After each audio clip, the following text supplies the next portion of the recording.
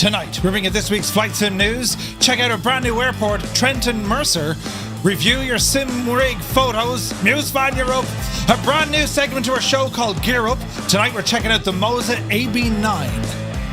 It's all hardware.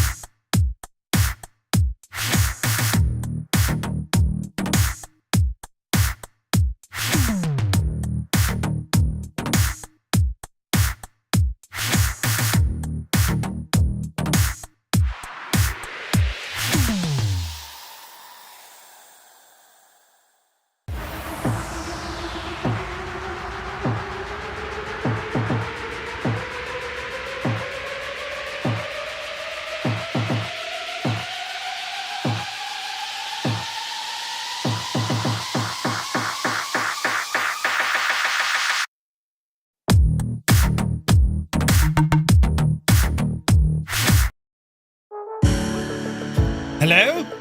Hello. Hello there. Hello there. Everybody, happy Wednesday. Welcome to the middle of the week, the halftime show. Jesus! The halftime show, the midweek shuffle. Welcome to the news. And it's all happening now. Hype train before we can even say hype train. Tonight, friends, yes, we bring you this week's flight sim news. The news making the headlines for our beloved simulator, or simulators. We're also checking out a brand new release by XWind Studios, XWind Studios, published by Innybills, and it's that of Trenton-Mercer. We're going to be having a gawk. Then, we're checking out the beautiful simulation rigs. Yes, your home cockpits, whatever you have in your den of iniquity. We're checking those out a little bit later on. And friends, wait to see the state of this. Look, we have some hardware to show off this evening. Ooh and you see, we have the Moza controls. Look at the size of my hand. Look, we have the Moza controls, the AB9 base, along with the the MH16 joystick, right? So we're gonna have a look at this tonight, give it a full overview, see what it's all about, and do you have the crack with it? Do you like me cameras? It took me ages to set them up, but anyway. Perhaps you've heard about this particular bit of hardware. It's a force feedback joystick, right? And we'll delve all into it now in a while, but there hasn't really been options since, well, the old Microsoft Sidewinder. I still have one somewhere, and right, it's there for all to see. So let's see what happens. I've before they came out with this bit of equipment, I wasn't aware of Moza. Huge name in the sim racing world, but they've definitely now smashed onto the scene here in Flight Simulator. Do you know? So anyway, sure, look at there's Adam there now. Welcome in, my dude. Welcome in, Raiders. Hope you had a great stream. We were watching your man O'Leary gardening, as Adam calls it. He coined it, but you're very welcome in. Hope you're well. And yeah, how is your week going? Day 3, 2 more to go. Get on, you devil. We're nearly there, lads. I mean, from this range, we can see the weekend. It's just over there, right? And I'm terribly excited. It's nearly Friday. It's great. We had our frozen yogurt escapades yesterday evening. Great idea. The trucking went very well, except Larry crashed into me. And then the flying element, well, I mean, the flight was grand and all, but like the plane tried to kill me, and that was after the sim gave me issues. But anyway, we've survived. We have made it another day, friends. We're all here. And, well, sure, listen. When I say there's not an awful lot of news, I mean, this is the kind of stage when developers get quiet. Why? Well, they're busy. They're flat out busy. Obviously, with the new sim, we are eagerly awaiting an update. We got an update last week, a little patchine, if you will, but we're expecting, hopefully, a lot of great things to come from Microsoft and Asobo very soon. There's stuff happening. Goose, you mad devil with the super chat. Thank you very, very much indeed. You madman. But yes, thanks very much, Sparky. Yes, I bought it myself. Yes. Brilliant, right? Jesus, how do we respond to accusations of that? Anyway, where's my buttons over here? Look, yes, I found them. It's all right, lads. Buttons. Calm it all down here a little bit after you started a hype train. Bloody hell, 93% no less. But anyway, how are y'all keeping? How is your week going? You all grand? Hanging on in there? Looking towards the weekend saying, come on, will you? Yeah, I'm with you. Who came into the chat here? Look, Black Ice Gabe. We have a Black Ice Gabe. Gabe rambles in. He says it's Wednesday, so it's time for the news. You're welcome in, Gabe. Good to see you, man. Fierce Wolf is here, looking fierce. And Wolfie. Jesus, there's bits going everywhere. Time Lord, thank you for the bits. Hope you're well, Fierce Wolf. Vacuum is in the chat. Welcome aboard. Who's this now? Janie Mac. Ali Sayasine, I think it is. Welcome in. Good to see you. DeBlaze is here. Happy Wednesday. Super Typhon is in the house. Good to see you, Super Ty. Bell Bro rambles in. Wednesday already. Boy, does time fly when you're around fireflies. Indeed. Good to see you, Bell Bro. 98 Vulcan, happy Wednesday. Spitfire, RAF 100 here in the chat. Good to see you. Toto 2495 rambles aboard. Welcome in. Airlock Doc is here. Evening, peoples. In tonight's news, Murph can't give a flying truck. The trucking was grand, Airlock. The rest of it, not so much. Soaring AJH, man. Good to see you. Anthony V is here. Greetings. Hope you're well. Is it Friday yet? Right. Toto. Right. CP65, welcome aboard. McStallion is here. It's finally hump day. Who behave? Yes, the middle of the week. Liptorius, happy Wednesday. Photos by Kev is here. Yogurt on special offer. Bring your own bucket. Yes. Hermit something, good afternoon. Flying Trits, good evening, Murph and chat. So what is this nonsense about Flight Sim 2026? What do you think of it? Rubbish. Wait, who came up with that? Flight Sim 2026? What? Do you know? But anyway, it's all rubbish. Willow, how much is here? Good to see you. Last stream before my operation, but hopefully we'll be fit to watch on Friday evening. We shall be thinking of you, Willow. Yes. You'll be grand. You'll blink and it'll be sorted. You'll wake up going, Jesus, is that it? Right. That's what they do. Stick Figure is here. Good evening to you. Night Zep is here. 50 months. Night Zep, thank you very, very much indeed. 50 months subscribed to the channel. That's insane. He says, will I make the 100? Right. Bit of motivation there now, lads. Help him along. Thank you very much indeed, Night Zep. Little Trader is here. Good to see you. Eamon 1973 in the chat. He says, hi all. Boris Audio is releasing a 737 audio pack. Indeed, and he is. Amongst others.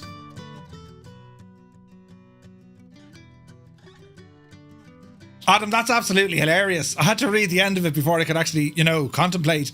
I don't know why he keeps talking about that pickle. Like, it wasn't a big deal. Speaking of pickles, right, Gibbo sent me stuff. Hang on. Oh, I'm after running over me toe. Right. I got post today.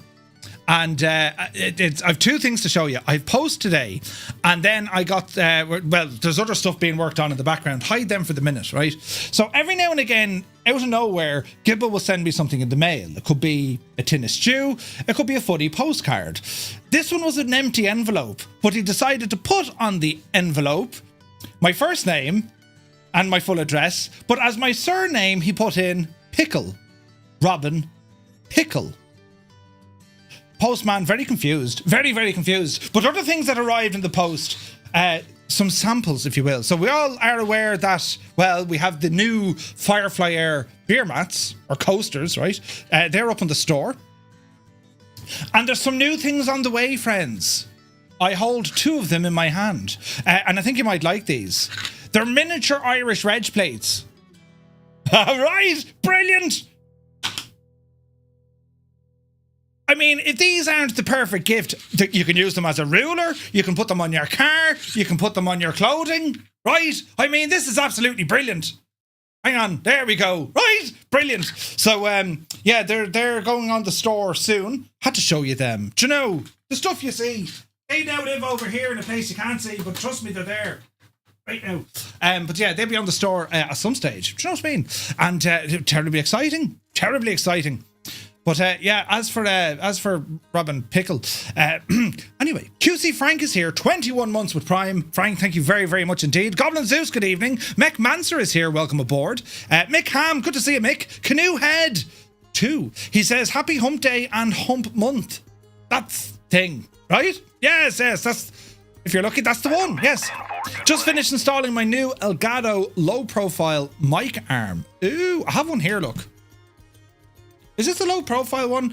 I'll be getting into more hardware. Next week we're going to have a look at some different hardware. Kind of, it's all, the whole part of the new part of the show called Gear Up. It's all about the gear that, well, we use as flight simmers, right? Usually peripherals. But also, friends, when it comes to other bits of hardware that we might want to use. I mean, you could use a headset that has a microphone.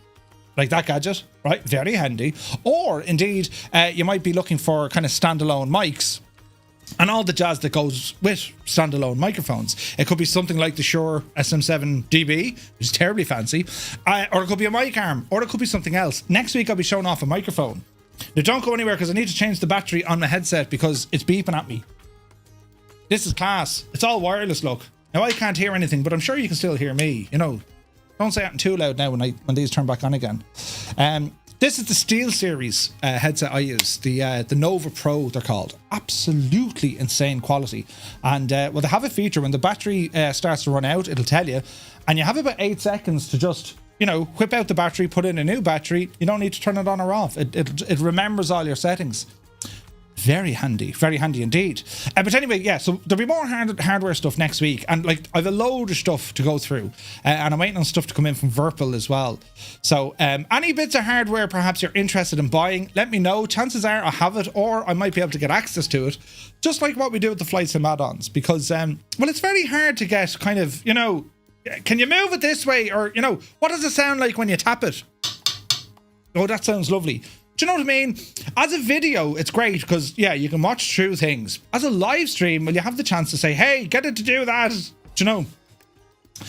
So that's the news, right? But anyway, moving on. Yes, QC Frank just installed the low-profile arm. Nice. Weebles is here. Good to see you.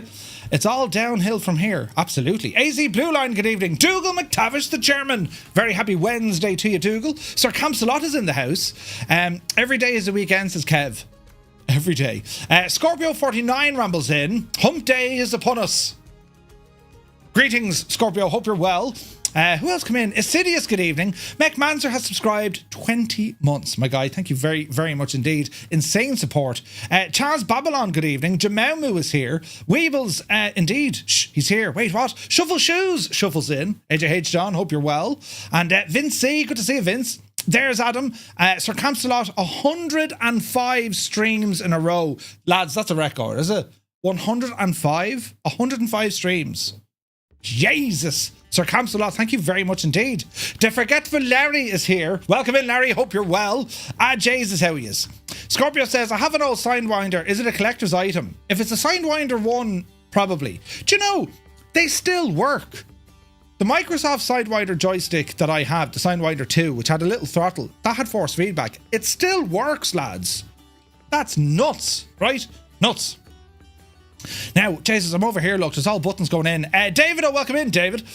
Pinky is here, welcome. Frogurt, it was Frogurt, sure. Brilliant.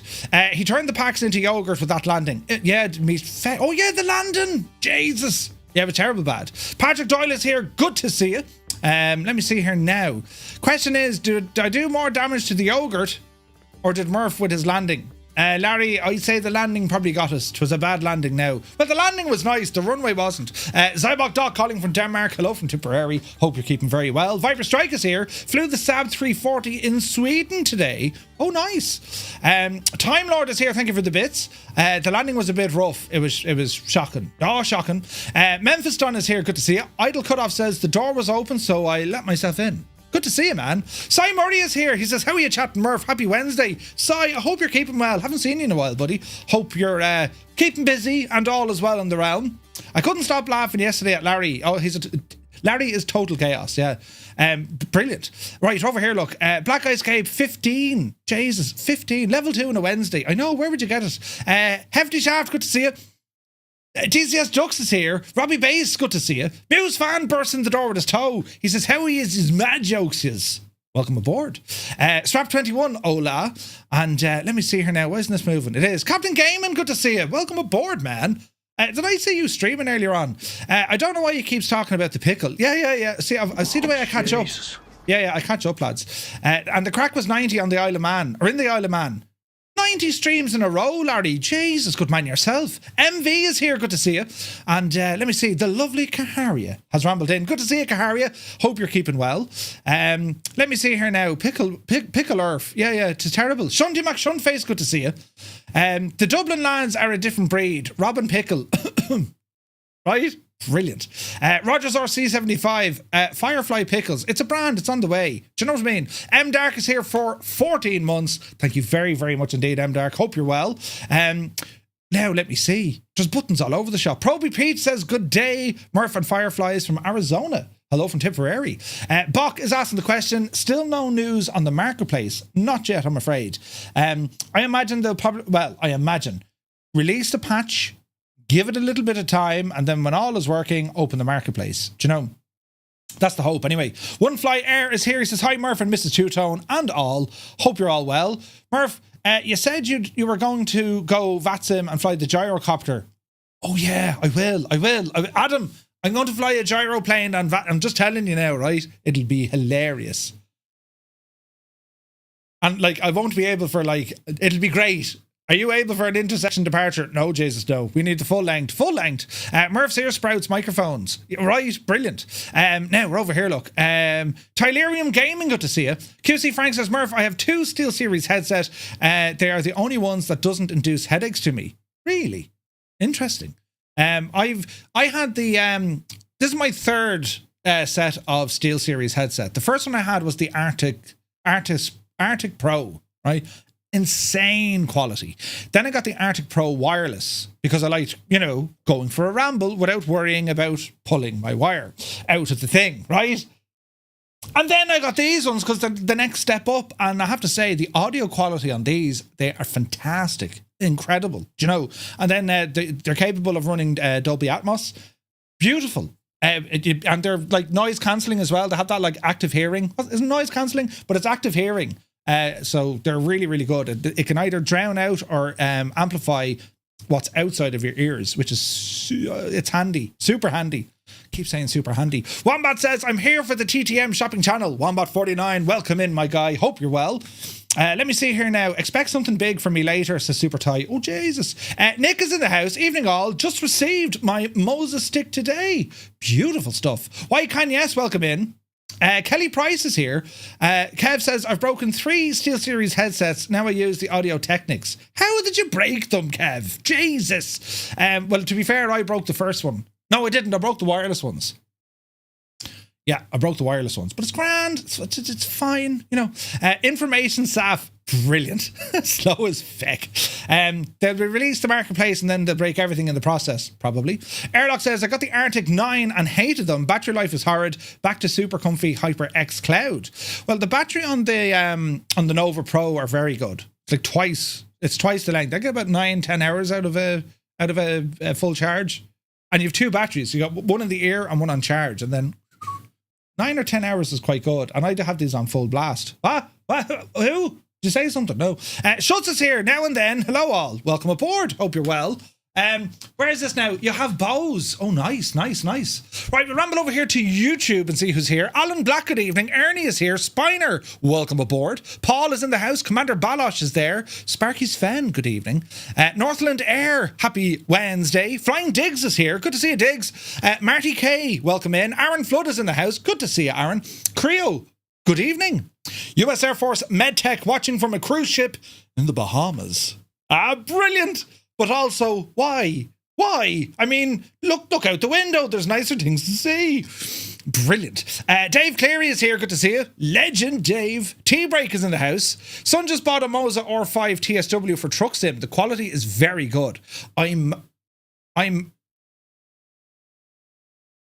Hang on. All me talk of Steel Series, and the thing just crapped out. Hang on. How do I fix this? Jesus, it's after breaking. Wait. I'll try unplug it and plug it back in. Genuinely, the thing just shut off, look. I've no sounds. Why did that turn off? Where's it even plugged into? Hang on, lads. Don't panic. Is that it there? Is that the plug? No, that was a feck. Hang on, we're in terrible trouble. Is that it? Hang on, we could have found it now. I found the button. Hang on, I've gone completely deaf. But now I can hear myself again. Ah, that was brilliant. The thing just went doo-doo-doo, gone. The whole thing turned off. I have a feeling why I know why that happened though, because, well, half the parish is being ran out of the one little... They've done studies, you know. One little box. 60% of the time, it works. Every time. Every time. Listen, I told you. Technology and me. I'm very hard in technology. But anyway, T-Break, good to see you. Eugene Beck is here. Welcome aboard. Uniform Goose. Thank you very much indeed, Goose. Now, let me see. Mickey Ozzy, happy Wednesday. Leonardo Da Vinci is here. Fly Danube. Hello, Fly Danube. Hope you're well. Angels15, happy Wednesday. Podge is in the house. Missed a few to being in hospital. Supposed to be back tomorrow. Fingers crossed, Podge. Now, let me see. Zappel, welcome in. Pilot in Microsoft Simulator. Good to see you, my guy. An RTX 5090 and a Pimax Crystal Super. I'll do that test, yeah. No, not a bother. VR Flight Sim guy will get it to test. Oh, will he? Jesus. Let me see. Matthew, welcome aboard. And Toombs is here. The landing was fine. It was fine. If you have a helicopter I use a Microsoft Flight Sim, I wonder will it work on Flight Sim 24? It depends on which one, Matthew. It depends on which one. Do you know? Mr. Anderson, happy Wednesday. Hope you're keeping very well indeed. Ailerons into wind. I'll sell you mine as a backup. Yes. Thanks very much to him. The software always crashes and you need to start it again. The Steel Series one, I've never had that issue before. Had my wired Arctic Pro now for nearly 4 years. Works spot on. Prefer my Bose though. They're much lighter. Jeez, Bose are mad dear though. Bose are fierce expensive. Look who's here, Grizzle! Welcome in, my lads. Happy Wednesday. Hope you had an awesome flight. Wait till you see what's happening tonight now, right? I mean, we're used to this, Egypt. This better work. Ah, Jesus, it didn't work. Hang on, I need to fix everything. Why did that happen, lads? Stupid thing. Hang on, I'll fix it and then it'll work. Will this work? All me can... Listen, one button turned off and now it's all shagged. Will it work this time is the question. Ah, look at the setup. Ew, we have hardware with the right cameras in the right places. I mean, where would you get it, lads? Come on now, be honest. Look, I can move it and stuff. We're checking out the Moza. Houston, we have a problem. Which now? The AB9, right? The size of it, right? Oh, yes. We're going to be checking this one out here in a little bit, you know, when I don't break things. Because I've a fierce habit, you know what I'm like, I break things. But you're all very welcome in. Grizzle, thank you for the raid, man. Oh, Jesus. Jesus is right. I'm over here, look. The software always crashes. I never had that issue before, though. Goofer's here. Welcome aboard, man. We're going to be testing it out tonight, Goofer. Yes, indeed. Calax, welcome in. Hope you had a great stream with Grizzle. And let me see here now. Now look at this production value. A mighty fine shot. Right! Do you know? It's like, Jesus, Murphy, is there anything you can't do? I could do multiple angles like this. And I can do that with me. Over here, look. Technology is getting absolutely out of control, lads. And I have it to play with it. Brilliant. But anyway, that's going on my floor. I need it for the DA42 cockpit. The Q2 headset is good. Hello there. What's that now? It looks better quality leather than your Skoda gear shifter. Hang on. Did you ever see the gear shifter in my Skoda? It's made out of pure no, it's not. And it's actually ripped. But that's not important right now. What's important is we get to show this, right? Follower for the stick play happening. Invader Rod. That's the shot. Straight into it. Or followed just for that. Brilliant. Yeah, it's best thing to put the stream in its entirety on mute. And I'll let you know. I'll wave at the camera like this when we're going to be showing off that. It'll save you a headache in the morning, right? I don't think 10-4, good buddy. Jesus. Grizzle, sub for 3 months. Fantastic. Found me sub pants. He felt naked without them. Thank you very, very much indeed for 3 months, Grizzle. Insane generosity, my guy. She's a fox, right? Mountain man. Jesus, lads, can we not have a serious conversation when we're talking about, you know, steel shafts and pointy uppy things? Like, do you always have to make a joke out of everything? Do you know? A great bunch. That's why we can't have nice things, you know. Right, Murphy, you need a Kelly Brook image on that screen. Listen, it's Alicia Cuthbert or thuck it, right? That's how it is. Frozen Alaska. Good man yourself. Thank you very much indeed for the tier 1 sub. Hope you're well. Big Breakfast was watched by many a teen. They're now in their 40s. Really? Big Breakfast. That was a TV show. Kelly Brook. We are past that watershed, Murph. Oh, God, we are, yeah. My wife said there are things you can do. Ah, Jesus. Right, it's time. We need to go over here before you get in trouble. Hang on, press off that button. Oh, Jesus, where's the other button? Oh, look, this is what it looks like behind me, by the way. Right? And I even have the boxes of the stuff to show you. And you see my nice fancy blue lighting over on the far wall, look. Ah, Jesus, isn't it gorgeous? Absolutely fantastic. And you're wondering, oh, me hand. And if you're wondering what that is, the tree, that's called a Plasticus fecus. Plasticus fecus. It's supposed to be a ficus, and it's plastic. So it's a Plasticus fecus. Brilliant. Right, let's come over here before we get in real trouble. Right, lads, now, move my microphone without actually catching your finger. Why isn't that tightening? And, well, we'll do one of these. Why is that gone so... Oh, Jesus. I'm after breaking it. Don't tell anyone that he's at... Oh, Jesus, I did actually break it. Why is that... Oh, tighten now. Tighten. Don't mind the sounds that are coming out of this gadget. Why is that so loose? Or is that natural that it turns that way? Lads, I'm after breaking all my equipment. Right, hang on. Oh, Jesus. Shh. Say nothing now for a minute. Oh, I see what I did. Right, okay. It looks like I need to spin this fella into position. Hang on. Take that out. Oh, Jesus, it won't come out. Take that.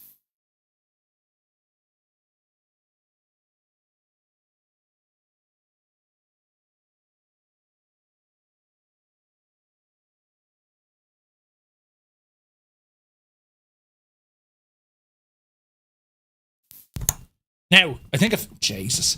Is that even... It's shanked, lads. It's shanked. But listen, we won't worry about it now, right? Yeah, I know we lost the sound because I had to take out the microphone. Listen, I'll worry about all these things, right? It's not just a matter of sitting here and looking like I know what I'm doing. I'm still muted. Don't start, Larry. Don't start. Am I muted? Still muted. No sound. Ah, balls. You serious? Don't tell me I'm after shagging the thing again. I can hear things. I thought my hearing aids battery died. Might be a selling point for back in sound. Thank you, Sparky Sven. We can't hear what you're saying. Still muted. Lads, this is why we can't have nice things. I keep saying it, right? 5x5. See, those who are honest are back in the will. Those who wanted tomfoolery can shag off. Right, now, brilliant. I better learn sign language as well. Read between the lines. There's great sign language now. Coming in loud and clear. Brilliant, right. Anyway, what was it doing? Oh yeah, we're doing one of these, look. We're going to be checking out a new airport here now in a moment. Trenton-Mercer, and it's from XWind Studios, right? Say again. From XWind Studios, and it's released by Inibil. So we're going to be checking out this airport in a moment, but we're going to pause that now for the minute. And well, friends, we're going to bring up the news, right? The news, and we have a bit of news. And well, let's get straight to it, I suppose. So let me see. We start off with a shout out to our friends over at MSFSaddons.com, to Vashko, to the guys at FS Elite and Callum, and the guys over at Threshold. That's where we're getting all our news this evening. All right. Beardy Sim Pilot, good to see you. Cracker is here. Welcome in. Excessively Salty, welcome aboard. Airwolf is in the house. Right, I think we're grand. Paul Suss, good to see you, Paul. Probie Pete can hear me. Brilliant. Mountain Man is here. Welcome aboard. Jimbo, welcome in. Am I talking? Don't start. Yeah, I know you can hear me, because, put it this way, put ones in chat if you want some free stuff. All the ones, look. Brilliant. I didn't tell you what the free stuff is, though. It's going to be some advice. Tommy was flying this on Monday. Yeah. Invader Rob put too. Brilliant. Ah, Jesus. Right, anyway, cows. Creator of Worlds are very soon going to release the DA40 XLS for Microsoft Flight Sim. We gave a bit of news on this last week. However, they've now given us some new insights into what we could expect. So, what do we have? For those who've missed it, the first teased the DA40 XLS as a top-tier single-engine trainer aircraft designed to offer a realistic, immersive flying experience. And based on the new updates, it looks like it's going to be exactly that. The full details are over on the Orbx page, but here are some that stand out. The aircraft is going to feature a flight model built from the feedback from actual real-world instructors. One of the biggest draws of the DA40 will be its flight model. Developed from extensive instructor feedback, cows say that they have worked hard to craft a flying experience that feels as realistic as possible. The circuit breakers and also a custom EIS all be modelled an accurate electrical system with functioning circuit breakers, alternator voltage, and also some parasitic losses. Along with that, the custom engine indication system, EIS, promises to give a deeper level of control over the engine performance. Cylinder physics simulation. The DA40 XLS includes a cylinder physics simulation which adds an interesting layer of realism to the engine management. And to top it all off, it's sporting a custom soundtrack by none other than Boris for all the sounds. So Boris is one of the most talented audio technicians in the community and can craft a superb aircraft soundtrack like few others, so expect a great sounding aircraft. Let's go on over to the Orbx page because I want to show you some of the photos because they're absolutely incredible. There's a great product page here. I'm going to pop it in the chat for you lads if you want to have an old gawk at it. Cows have made already such a great impact when it comes to Microsoft Flight Sim because they're DA42, I think, exceptionally good to fly. So check out some of the screenshots. Doesn't it look absolutely gorgeous? It's beautiful. Just the absolute state of it. And really looking forward to this. Like, they have all the sounds, they have all the physics, they have the whole thing up and running, do you know? I suffered some parasitic losses at the tax office recently. Jesus. I need to go to Aerostar in my life. Oh, yes, Wombat. We should have that. Boris O'Kane, I see what you did. No, Boris Nossery. Yeah, brilliant. Now, it's a relatively modern aircraft, so it's going to be sporting modern avionics, but don't let that put you off it. This anything from cows, you know it's going to be good. And the Diamond aircraft are just fascinating. Now, as far as I know, the DA40 does sport an emergency parachute. I'm almost certain it does, but if it doesn't, well, sure, you never know, they might throw it in there. But it's the details, look. It's just a beautiful looking machine and a single engine as well. If you want to learn everything there is to learn about, you know, actually flying, this would be a great aircraft. There's a handful of aircraft that'll really teach you the basics of flying without having to worry too much about the aircraft itself, right? Obviously a Cessna 172, but it depends. I mean, we need like an A2A level Cessna 172. Whether or not there's a market there for it, but I remember when A2A had it back in FSX, it was brilliant. The Tomahawk from Just Flight, that's incredible. That's an incredibly good aircraft. The Comanche, of course, is there. That probably gives you the best experience overall of an aircraft. But a Comanche is a fairly high performance aircraft. I mean, there's a bit of kind of oomph to that, you know. But this thing, it looks gorgeous. I mean, look at the detail they have going on here. It looks incredible. And it's going to be working for 2020 and 2024. So great news there from Cows. No price yet and no release date, but the item is now live on Orbx, so we'll have to keep an eye on it. I would expect to see this in the next week or two, I'd say at the very latest. This came out. Captain Sim has made a space shuttle for the sim. Now, you might have seen a couple of people stream this. I didn't grab it only because I know what it's all about. It is something kind of cool though. But it's a €15 add-on, or like, you know, $14.99, and it does give you the experience, if you like, of various phases of the shuttle operations. I think it has like, you know, entry, approach, and a land. 3 different ones. It comes with its own manual, and it's recommended that you read the manual prior to making a purchase because that'll kind of give you an indication of the level of fidelity the systems have. Yeah. Anyway, it's quite a surprising discovery. and perhaps more awesome than what seems at first glance. Captain Sim has quietly unveiled their latest project, and it's none other than the Space Shuttle. After taking on a sci-fi theme with their TIE Fighter release a couple of years back, which was very short-lived, Captain Sim has now turned to something real. Though still space related, the iconic spacecraft that once bridged the gap between aviation and space exploration.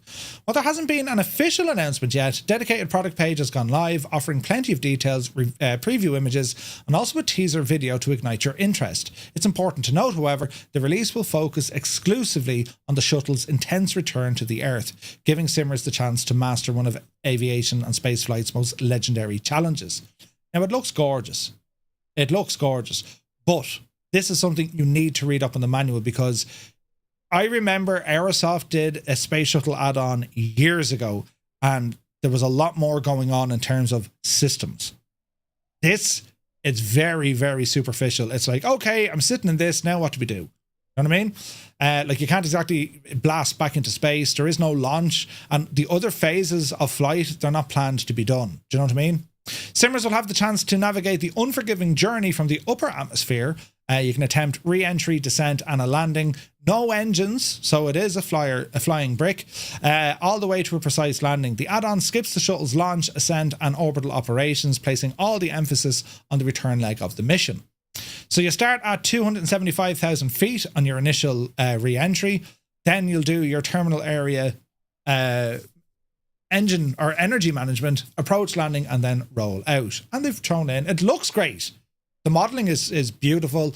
It has its drag chute. And even looking inside of the cockpit, well, it does look very, very impressive. But, you know, there's a lot of stuff that doesn't work. Like, you're not getting a shuttle. You're getting something that looks like a shuttle. In terms of the visuals, it's equipped, the highly detailed exterior includes 8K resolutions, and 5 liveries are included, including Atlantis, Challenger, Columbia, Discovery, and Endeavour. And then inside it comes with a retrofitted glass cockpit featuring a hood, multifunction electrical display system, and adjustable lighting. While not every system is modelled to study level, Captain Sim encourages users to refer to the manual to set expectations. Have a little video here. I can't play the music, but you get an idea of how the thing looks. Look. But, like, I don't know. There is a market for it, of course. There is. People are going to say, hey, this looks pretty cool. I'm going to grab it. I think, you know, for PR and all of that, this should have been freeware. You know what I'm saying? Does Captain Sim's last couple of releases, well, they seem to be returning to their older days. I mean, the especially with the Hercules, I mean, they're actually quite good. This was an ideal thing to get into the community to kind of, you know what I mean, oomph it all back in. But anyway, it is what it is. It is a neato little add-on, but it's I don't know, you're going to try it once or twice, I suspect, and maybe then should be parked. Right, I'm amazed, and like anything to do with space travel, it's like, holy crap, it's amazing to look at and to kind of experience the whole thing. And this is your only option if you really want to go down that road in a flight sim. And it is pretty cool, especially in 24, because you have that higher altitude now. So it looks great, but just bear in mind it's going to be relatively light in terms of what the systems can do. But from what I've seen, a lot of folks are enjoying it. So can you land the flying brick? Who knows? Oh wait, it's only for 2020 for now, but yeah, it is due to come to 24. So it's only in 2020 right now. Jesus, didn't even see that. $14.99.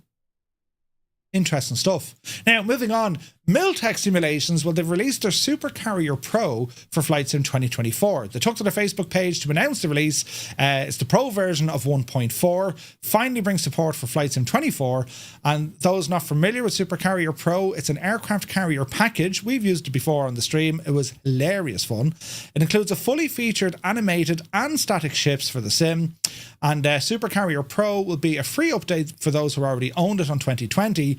The update is now available in all of the Miltech simulation distributors, except of course for the marketplace.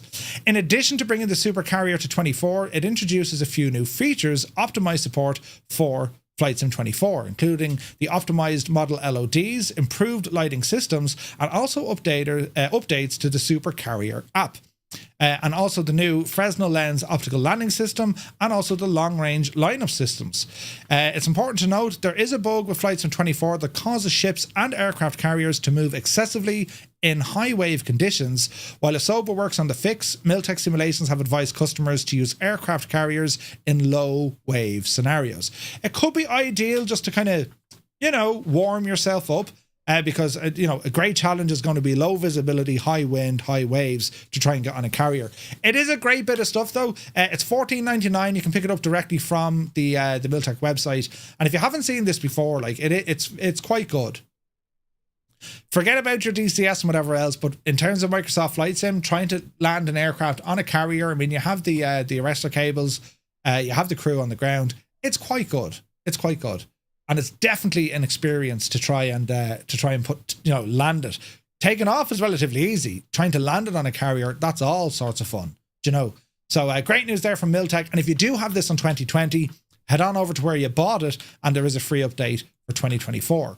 Now, an airport we're checking out tonight, XWind Studios, Trenton-Mercer, and this is up in New Jersey. A development team have already created 5 interesting airports for the sim, and they've now added their 6th locations. I like what XWind are doing. I love Dunedin. Rockford was really nice. The team have now landed in the Ewing Township of New Jersey. Is it Ewing? With the release of Trenton-Mercer. This is available on Flight Sim 2020 and Flight Sim 2024. XWind have shown an eye for detail on their previous releases, and they promise to bring their A game to this regional hub, which is also a Frontier Airlines hotspot, so expect to see plenty of adorable animal tails gracing the runway. Custom imagery, GSX profiles included, custom taxiway signage, high quality textures, custom ground support equipment, and all models are optimized with the LOD in place. We have a short video here from Innobills. I like the pricing of this because it's in and around 10 or 11 bucks from Innobills, and as I say, like it's this sort of price, lads. This is kind of what you want. But let's roll it on there, Roisin, and we'll have a now look, shall we?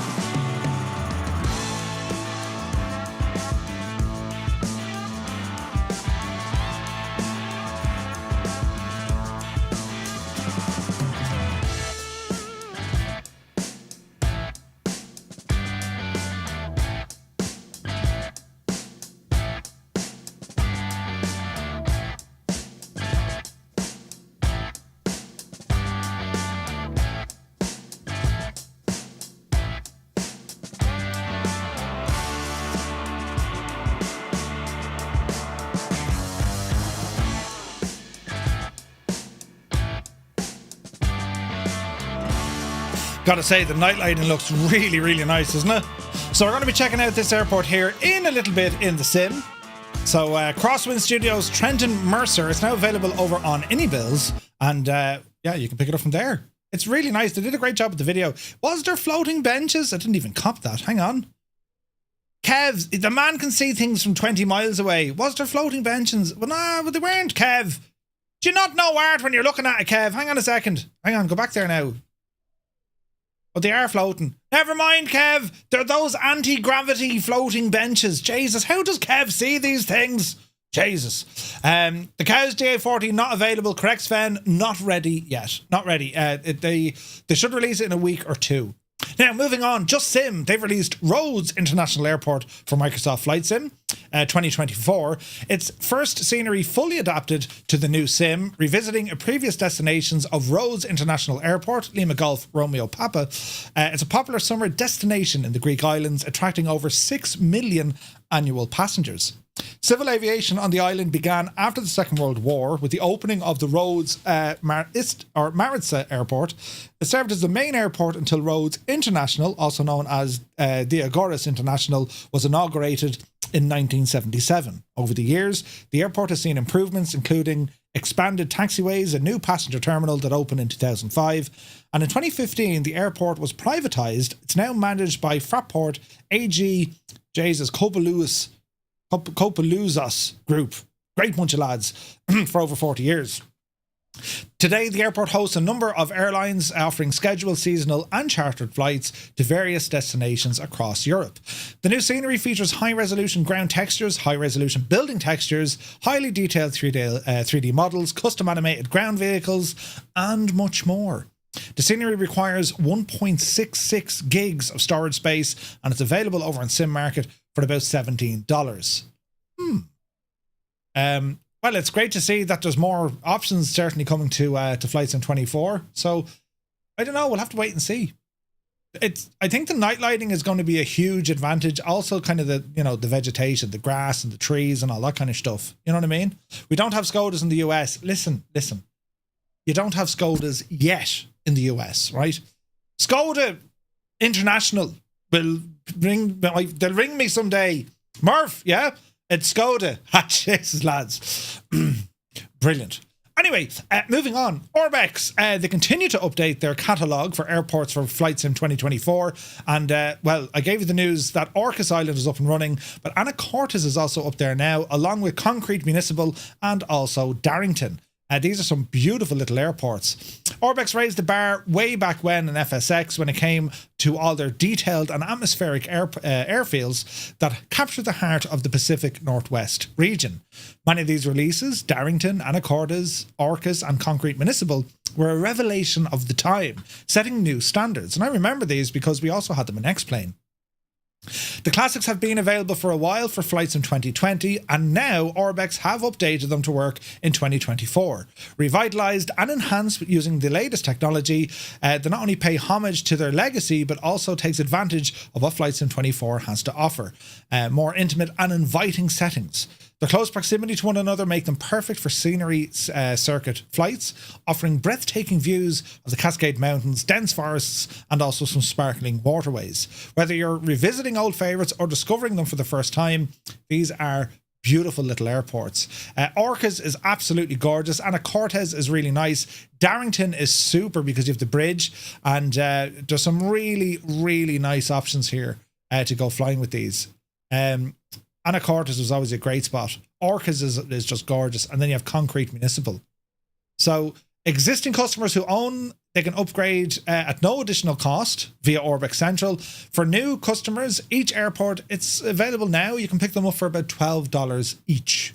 Cars and the J3 Cub is fun, but no water starts. Agreed. No, there's no water starts. Hey, Chaz is here. Good to see you. Are you driving an Octavia? It's superb. It's superb is what I have. Fraport. Frankfurt Airport. Oh, is that what it is? Oh, they look after them. Gotcha. The Northwest, or the Pacific Northwest, promises memorable flying experiences in the sim. The base sim already captures the region's stunning landscapes with all the mountains, the trees, and all that jazz. So any of these airports, even if you just want to grab one, I highly recommend them because they're really nice. They're very picturesque airports, ideal for general aviation. They're gorgeous. And Concrete has bears in it. Nice. Not the VRS version. I don't think they do a superb VRS, do they?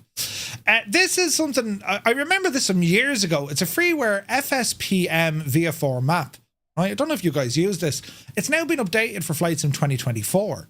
There's no shortage of map tools and add-ons for the sim, offering a wide range of geographical situational awareness, flight planning capabilities, and more. When 2020 was first released, the options were more limited, especially for simple and straightforward tools. It led to the creation of several interesting add-ons aimed at providing better functionality, particularly for VFR pilots who often needed improved alternates to the built-in VFR map. The 2020 VFR, like, brutal, right? But anyway, one of these tools was called FSPM VFR map. Initially introduced as a simple yet effective moving map mod, it quickly became a favourite among simmers. Thanks to the efforts of a developer, A5TRO or Astro, the tool has been updated to work seamlessly within the new sim. The original version provided a clear and accessible map for VFR pilots directly integrated into the in-sim toolbar. Pilots could view their aircraft position, the surrounding landmarks with ease, making it an excellent tool for situational awareness. And you can see that it had access to a number of different maps. The original version developed by Skeld faced compatibility issues in Flight Sim 24 due to changes with the SDK. This is where Astro stepped in. Recognizing the value of the original mod, Astro created an updated version that works within the sim. It not only restores the functionality of the original, but it also brings it in line with the latest requirements. Full compatibility with the sim, fixed number of bugs, it works in VR, and preservation of the core features, which are still there. Your zoom, pinch, all this sort of stuff. And it's I don't know, if has anyone used this? Robert Harrison, welcome in, man. I might develop a small mod for Orcas to add a water start. That'd be handy, Kev. Helric, good to see you. I don't know, has anyone used this before? I have to say, I've never used it. I mean, for me, anything to do with VFR flying, when Navigraph released charts, the VFR update on charts 8, everything else was just parked, because I mean, you have your VFR sectionals now. If you're going to be flying in the States, you have all your VFR sectionals, right? I mean, this is it here. Outside of that, well, you have global coverage if you wish for IFR or VFR, and like, you can customize your map, you can do all sorts of jazz. So like, I'm more than happy with what Navigraph do. But yeah, look, if this is something you're interested in, it's free, so it might be worth a look at. So I'll drop you the link to this if you want it. Let me see. Is it over here? It is. I'll give you the link if you want to grab it. Have a look at it and see what you think, and see what the story is there. So moving on. Parallel 42's Goose is getting a major upgrade for Flight Sim 2024. There's something undeniably freeing about stepping out of the cockpit in the sim and walking around the scenery. We all learn to love that now. It's fun. However, if you're looking for another way to explore the world, well, Parallel 42 are working on upgrading their Goose to work in the sim. Has been a very unique way to explore the rugged side of Flight Sim 2020. Now, with 2024 inviting everyone to venture off the beaten path, the Goose is being upgraded to a fully native product. Nice. And like, this is going to be even better now, because like, you're going to get dirt and everything thrown up in it. In a blog update a few days ago, Parallel 42 shared that they have been busy over the last few weeks creating a substantial upgrade for the Goose. Enhanced visuals, texture set have been rebuilt to include dynamic dirt and mud layer, along with the significant lighting improvements. Fully native to the new sim, it also has optimized LODs, refined ground handling, ground fiction and handling have been fine-tuned to take full advantage of the new capabilities in the sim. This version aims to feel more intuitive and responsive than ever. Ew, the details you're going to get in 24 though. The updated Goose will be available exclusively on the Parallel 42 website, hopefully by the end of January, and those who purchase the original will need to wait until it's added there later on. That's for those on the marketplace. If you already own the Goose, Parallel 42 are looking for an upgrade fee of just $2. $2 to upgrade your 2020 to your 2024. Let's see how it goes. Considering there is new features being added for $2, I mean, come on. The Goose, this is always a lot of fun to rip around in. Just don't let Larry get a hold of it, right? Look like this lot will be putting truck sim into the sim. Watch the space ailerons, absolutely. They could be cool. I wish there was a way that like aircraft could be modded, multiplayer aircraft could be modded, or even your own, that you can drive the Goose into your plane, fly, land, and then drive the right. Wouldn't that be class? We'll have to live and hope. The latest Microsoft Flight Sim hotfix, this came out last week, and I was scratching my head at this as well. I had a 3 gig update. I was like, Jesus, 3 gigs. That was substantial. I was like, oh, wait, brilliant. What did they fix? Not much. there was a bug that was introduced with one of the patches for Flight Sim 2024. So they broke it by fixing it, and then they had to come back and fix what they broke. Basically what this was doing, and I was having it as well, if you had your texture settings turned down, the avionics wouldn't work. You were getting a lot of white screens, and I think completely on the Xbox, it shagged them all together. They have, thankfully, though, posted a patch, and everything should now be back working tickety-boo. This is not the big update that we're waiting for. Flight Sim or Microsoft are saying that they're working on it. It's coming soon. They just don't have a date just yet. But we know there is an update coming. So if you haven't touched the sim in a couple of weeks, it'll patch. The patch is only to fix a very specific avionics issue. But let's see what happens there. So there was a small little patch that was done. Don't know if I covered this, but we will again.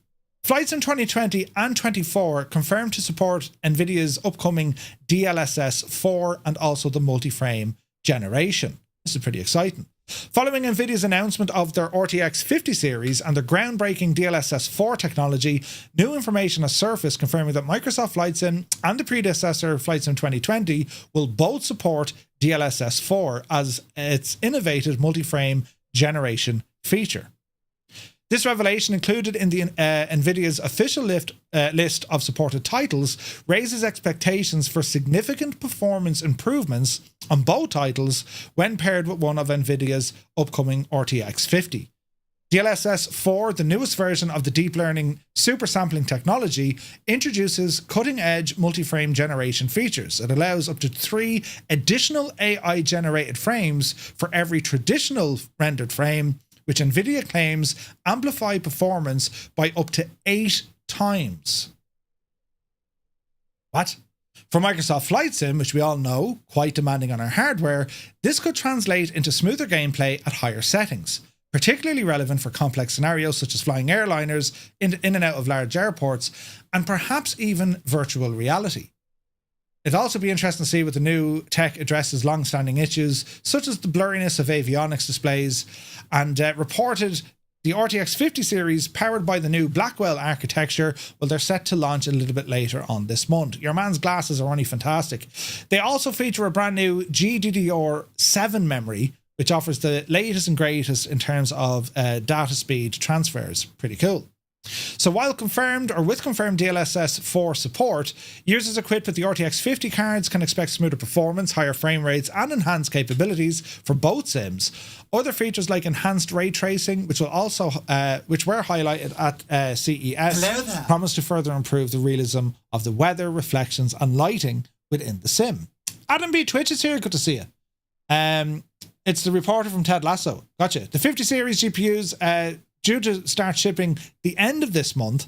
Prices confirmed $549 for a 5070 or $2,000 for the flagship RTX 5090. These prices don't just take, like, not just a grain of salt, a whole bag of salt. Because usually what happens is scalpers get in there, buy a ton of them, and then they start selling them at silly prices. The 40 series will also have single frame DLSS 4 technology. Correct. Yes. So if you're on like a 20 series or a 30 series, probably won't really matter. 40 series cards. So if you do have a 40, 70, 80 or 90, hold off buying the 50 series because you should get an upgrade with your existing hardware, or at least that's what we're led to believe, right? Let's see what happens. Terribly excited though to see all of this. Now moving over to X-Plane, Aerobask, they've released the Diamond DA20 for X-Plane 12. Aerobask recently launched its version of the DA20, the small 2-seat aircraft now available for flight sim enthusiasts looking to expand their general aviation options out of the X-Plane 12 hangar. It's also supporting the Reality XP GTN 750 and also TDS's GTN 750 native support, which is nice. The DA20, a Canadian-built aircraft that originated from the Austrian-built DV20, manufactured by Diamond Aircraft. Over 1,000 of these have been produced, and production is still going strong. The DA20 serves as the predecessor to the larger Diamond DA40. The aircraft is utilised for both civilian and military purposes. It's particularly popular among flight schools around the world, where it is used to train future pilots. Aerobask's version features a 3D cockpit, PDBR textures, a flight model by X Aerodynamics, custom dual Dynon Skyview touch, synthetic vision, a full F-mod environment, windshield effects, and more. The newly released Diamond is now available over on the XPlane.org store for $34.95. Aerobasque makes some beautiful aircraft over on X-Plane. So yeah, look, there's a nice DA20 there to pick up, and good to see Aerobasque are still putting out the add-ons. Sticking with X-Plane, AKD Studio have updated their Gulf, or for legal reasons, the GLF 550 and also the GLF 650. They've released an update for the whole lineup, version 2.21 and version 1.2, respectively, improved the engine performance on the MACD along with many bug fixes. The update introduces the new Sassel engine startup time, the new Sassel engine startup times and external light improvements for both aircraft, while the 650 received interactive window shades in the passenger cabin, as well as the option to store the RAT. The bug fixing ram air turbine, not an actual rat. The bug fixing part brought in various fixes for the MACD, logic improvements for TCAS, autopilot and air conditioned temperature management. The full changelog, there's just a fair whack of stuff going on there. Unsure if anyone has these aircraft. They are probably the closest thing we would have to Gulfstream in a flight sim. Gulfstream usually don't let anyone use the Gulfstream name in consumer grade flight sims because, well, they make their own. And you only have access to the Gulfstream simulators if you either work at Gulfstream or you're buying one, or you're from a flight school or company that use them. I don't think I've ever seen on any flight simulator a licensed Gulfstream aircraft. I think they're awkward when it comes to this, you know. But anyway, they're a beautiful looking jet. The Gulf are a gorgeous looking jet. But anyway, great news there from X-Plane. Now, moving over to this one, shout out to Colonel Fork who gave us the update on this. News from Aeroplane Heaven. A couple of updates they posted on their Facebook page 16 hours ago. The P47 weapons version has passed on Xbox as well as PC, and it is coming this week on Thursday. If you haven't purchased the P47 on the marketplace, there is no update as it only adds what you already have. Guns and bombs are now options available to marketplace owners. That's for Flight Sim 2020. Updates for the P51 for non-marketplace owners are out and all stores have been notified. Please ensure that you're using the P51 in Flight Sim 24, then back up the version you are currently using. The latest version is less compatible with Flight Sim 24. If you have bought from us, you will see links from the previous version and the latest version. It's your choice. We have asked all stores if they can make the previous version still downloadable, and SimMarker does not have the functionality. We mention it in the update email. The P51 for Xbox is uploaded. It's in the queue for translation. This can take some time, but once it's done, we're pretty sure it is plain sailing from that point. Not much testing with the controller as much testing with the controller as possible has been done on PC, but nothing beats it on the actual console. No changes for Xbox has occurred, so you are getting the same aircraft as what we have on the PC. That's for the P51. That's good news. Seamus is here, good to see you. The Socata failed. Well, it sort of did. If you wanted to cold dark start the Socata on Xbox, you simply couldn't. Otherwise, it all worked correctly. It is signed off for PC, but we want to release at the same time. The issue has been fixed, but it's going to miss this week's release schedule. So I would say that Socata will be out in a week or two. Hey, Copham is here, good to see you. That's a big 10 for 2 months, man. Thank you very, very much indeed. How are you still watching Flight Sim? We were busy today, you know, working in offices and stuff. Welcome in, my dude. So look, it's a little update from Airplane Heaven. We've been covering the Socata over the last couple of weeks. I was expecting to see it very soon. And, well, it's not going to be this week. It could be next week. It could be next week to get that old Socata, the old Rally. Beautiful little plane.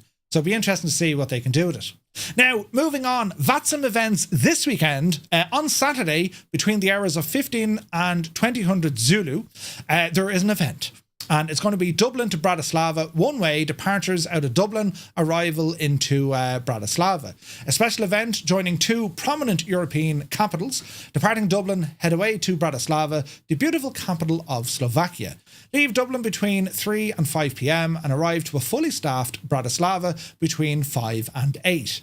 We can't wait to see you there to facilitate your journey across the European continent. So it's VATAIR and also ACC or VACC in Slovakia. Adam Controls, the one and only, will be controlling at some stage in Dublin, and it's a great opportunity. If you fly on VATSIM, this is going to be a fun event. If you're new to VATSIM and you're interested in Do you know I'd want to give this a go? You can always log in on observer mode. You can still fly along and just listen. Don't transmit, but listen. You get a great idea of how these events are actually ran. So it should be a lot of fun. Did you work or go to work? I was at work, Capum. I was at work. That's all we need to know. Murphy was at work. Yeah. Did you do? Shh. He was at work. Brilliant. But yes, yeah, Adam is going to be there looking after us on, well, whoever's flying on Saturday. So do be sure to check it out. Now, two last things. Shameless plug. The new Firefly Air, the drink coasters are now available over on the website. If you want to purchase them, it's entirely up to you. You can if you want. I don't mind. However, if you do want to grab them, these are priced at $10.99 plus tax plus shipping. Probably 15 or 16 bucks, I'd say, will get you a set of two. They're savage nice. I have them. I've one here beside me. These are beautiful. And the reason why these are a little bit more expensive is because, well, all the colours you see. But it's very nice. Have to go at the pub. You're at the pub. Jeez, here's me thinking you were out working. Enjoy the pub. Thank you, Captain. But yeah, look, these are awesome looking. Really happy the way these turned out. Just savage. And they're nice and they're just nice and colourful. Ah, Gibbo's here. Robin Pickle. Welcome, Gibbo. Hope you're well, man. And yeah, I'm. These are super nice, and like they're just nice to have on your desk. They're a nice desk, tidy as well, and put your tasty beverage on it, or just make it look fancy. They're available now, lads. If you want to grab them, they're over on the Two Ton Murphy website under our merch, and there's not a whole lot in the store, and for good reason. It's all rebranded, it's all new stuff going in there, and trying to think of stuff that you'll like, including those miniature edge plates that I showed you. Where did I put the other one? There's all different samples. You'll see them going up. These are going to be limited. So when they're gone, they're gone. And, you know, we might have to wait until next year. But just, if you want them, they're there. If you don't, that's totally sound. It's up to you. Right, moving on. We're here checking out an airport in the sim, friends. And this one is the XWind Trenton-Mercer. So where's my gadgets over here? So what do we have? Trenton-Mercer XWind Studios proudly presents its latest addition to the collection of US airports, featuring a Frontier hub located in New Jersey. So we have the custom imagery covering the entire airport. GSX profiles are included, custom taxiway signage, high quality optimized textures, custom ground support equipment, and all models have been optimized for performance with level of detail included. Other options we have, the terminal interior has been designed, and it's just a nice little airport, and it was a really nice trailer. So we're going to go off now to see can we find the floating benches. But it's good that you lot get to see these, especially you, Kev, because, well, I can now report back to any builds and say, lads, by the way, so I'm here with my little Cessna. We won't mind that. I'm over here in some general aviation parking, and all these models that we're looking at, well, they come with the scenery, right? And look at again, this is the advantages, if you like, of what Flight Sim 24 can do. Like when we look at the ground marks and the textures, like they're savage, aren't they? They're really, really nice. So let's go exploring, shall we? So this is over on the GA apron side of the fence, and well, let's have a look around. We have some perimeter fencing. We've got cars. No sign of a Skoda yet. There is a Merc there though. Oh wait. Ah, jeez. You knew it was going to happen. Like, why are you even surprised? Look at all the lovely trees as well, look. Yeah, we'll just place this here now just for a moment, lads, and say nothing. You know, just leave it sit there now, and it's you know, if you listen very closely, lads, I mean, if you listen to it, lean up to the mic or to your headphones, and if you listen very carefully. Right, did you hear that too? Brilliant. Anyway, let's go exploring, shall we? So over the main ramp, over the GA, again, all the markings, they're done really well. And we got a Cessna hangar here. Signature. Is there any interiors on the hangars? I doubt it. Negative. All right. Signature flight support. Welcome to Mercer County. Very nice. A couple of more hangars. I love that they have the FBOs there though, because a lot of the time they wouldn't include the signages and all this. You know what I mean? It's a huge ramp, isn't it? It's a big old airport, and well, Frontier use it as a hub, as we know. Check out more hangars over here. Nice, basic but nice. Like there is detail. Like it's when you start getting up close and personal to the stuff. This is where Flight Sim 24 absolutely shines. Like, do you know what I mean? Is that a skip? What are you talking about? One of the lads in work has a Kodiak. I went on fire last night. What? Really? Jesus. I want to get a Kodiak, but they're extremely expensive. But if they go on fire, that's not good. Right?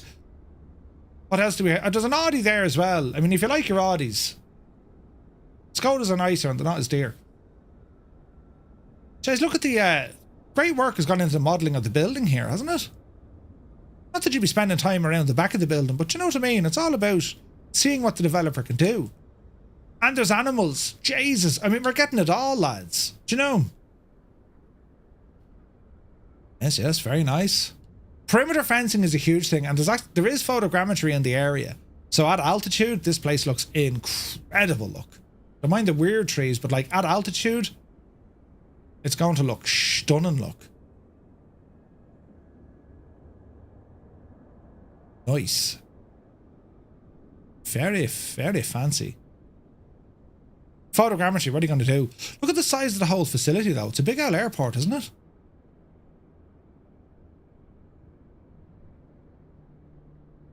Tons of car parking. These look like helipads down here. And zoom on down. Any or an Audi. Brilliant. You hear the driver swearing the Skoda won't start. Out with the grass, Murph. New Jersey Army National Guard. Ooh. And some rocks. They're dangerous. Jesus, it's a huge facility, isn't it? Nice. Jeez, the old taxiway's seen better days, isn't it? Right, let's keep continue to ramble over. More hangars here. Jeez, the place is massive. Let me see. Flight Serve. It's another FBO. I've never heard of Flight Serve before. That's a big FBO. Beautiful buildings here as well. Very nice. Yes, yes, yes. What else do we have now? Let's get over to where the terminals and stuff are. There's a fuel depot. More hangarage. Yes, yes. There's FBO. 128.925. Just it's huge. So here's our taxiway markers. That's kind of nice. Look at that. Lights be working. Noise abatement area. No turns until 1700 feet. Jesus. Right, let's go over this way. Control tower. Do we have an interior? Let's find out, friends. Let's find out. Looks like we have. Slow her down there now, Murph. Slow her down. We do. We have an interior, lads. Nice. There's a huge radar screen. All the planes. Nice.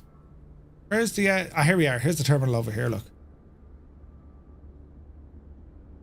So on the air side...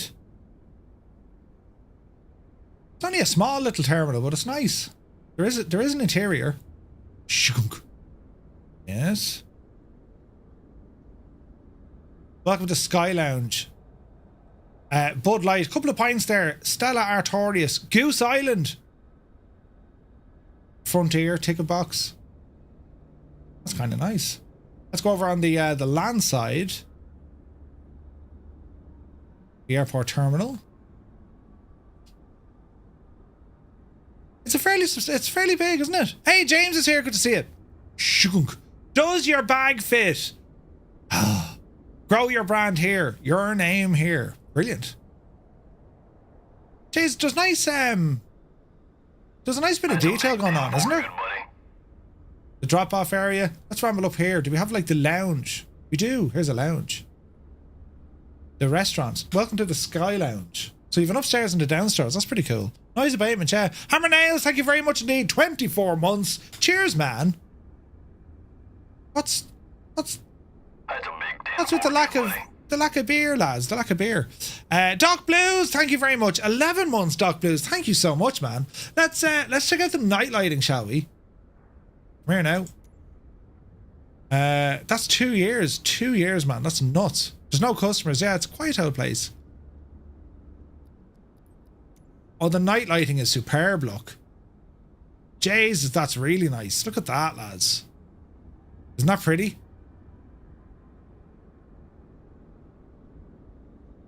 The lighting in Flight Sim 24, like, it's I don't know, it's so much better.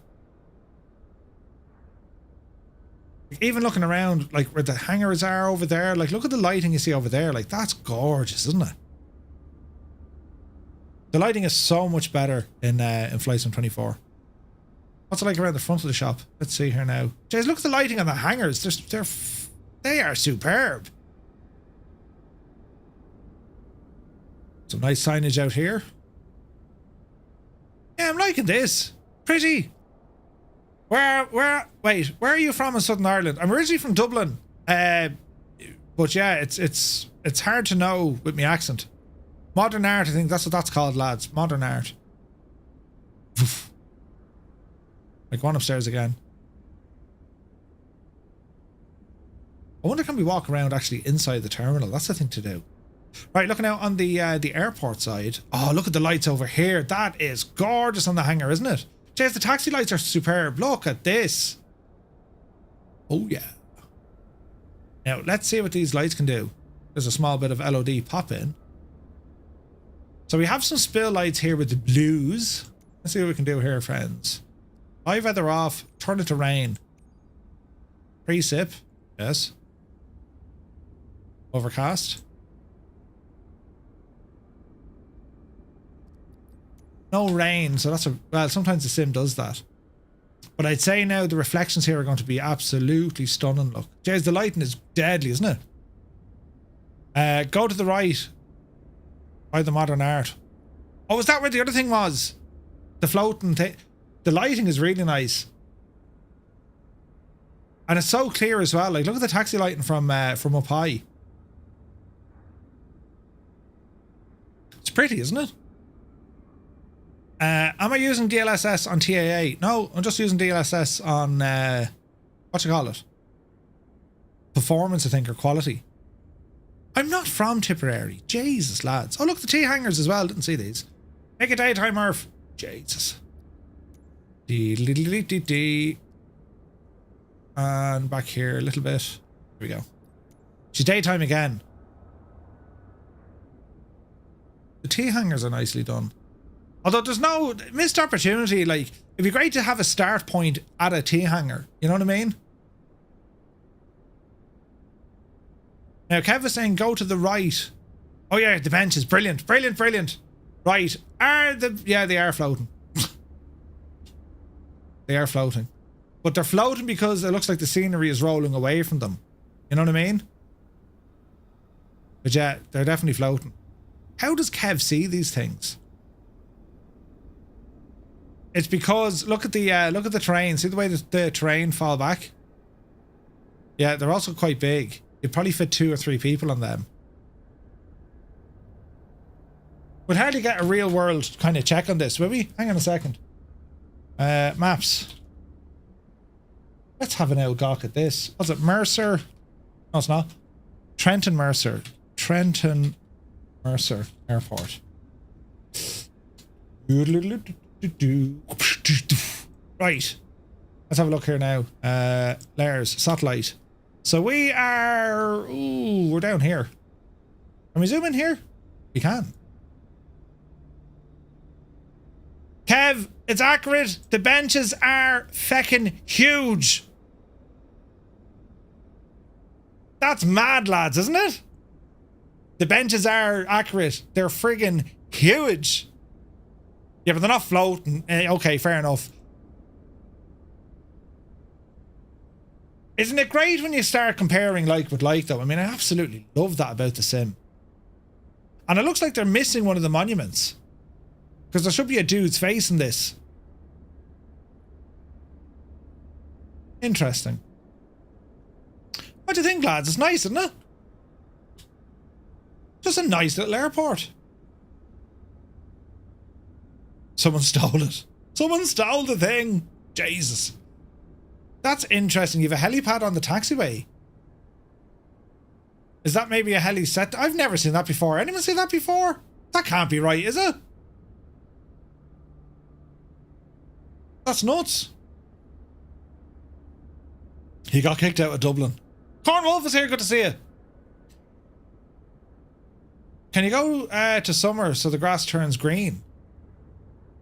A mighty good question. Can you do that? Yeah.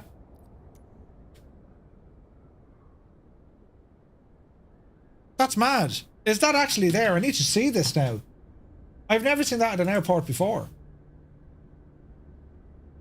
How would that feel? Satellite. So we're looking for a helipad. There is, look! I've never seen that at an airport before. So that must be either like a hold short or a set down. And then they're either towed in or the taxi in. That's deadly. I've never seen that before. Jesus, such is the accuracy of this airport. This is the map of it. There's the Mercer County Sheriff's Office. Gibbo has, that's where he does stay. Yeah. You have Ava's car rental. Oh, of course, yeah. That's what the National Guard are. No choppers out in the ramp though. Although, there's a chopper there. Looks like an AW139. Aviation charters. Some private jets. Pfizer have their own place in there. Maybe they're using that as an FBO. There's the T-hangers. And like even the textures of that taxiway we were looking at on the runway, completely bashed up and shagged. That's all very accurate. Isn't it great to see it? I'm really impressed with that. Oh, hang on. There's a bar over here. Al's Airport in and... Hang on. Can we see this now? Al's Airport in and bar. Can we find it in the sim? Let's see what we can do here, friends. Let's get our navigation. So I'm now looking at... So was it 16? Come here to me. 16. So it's at the base of runway 6. Down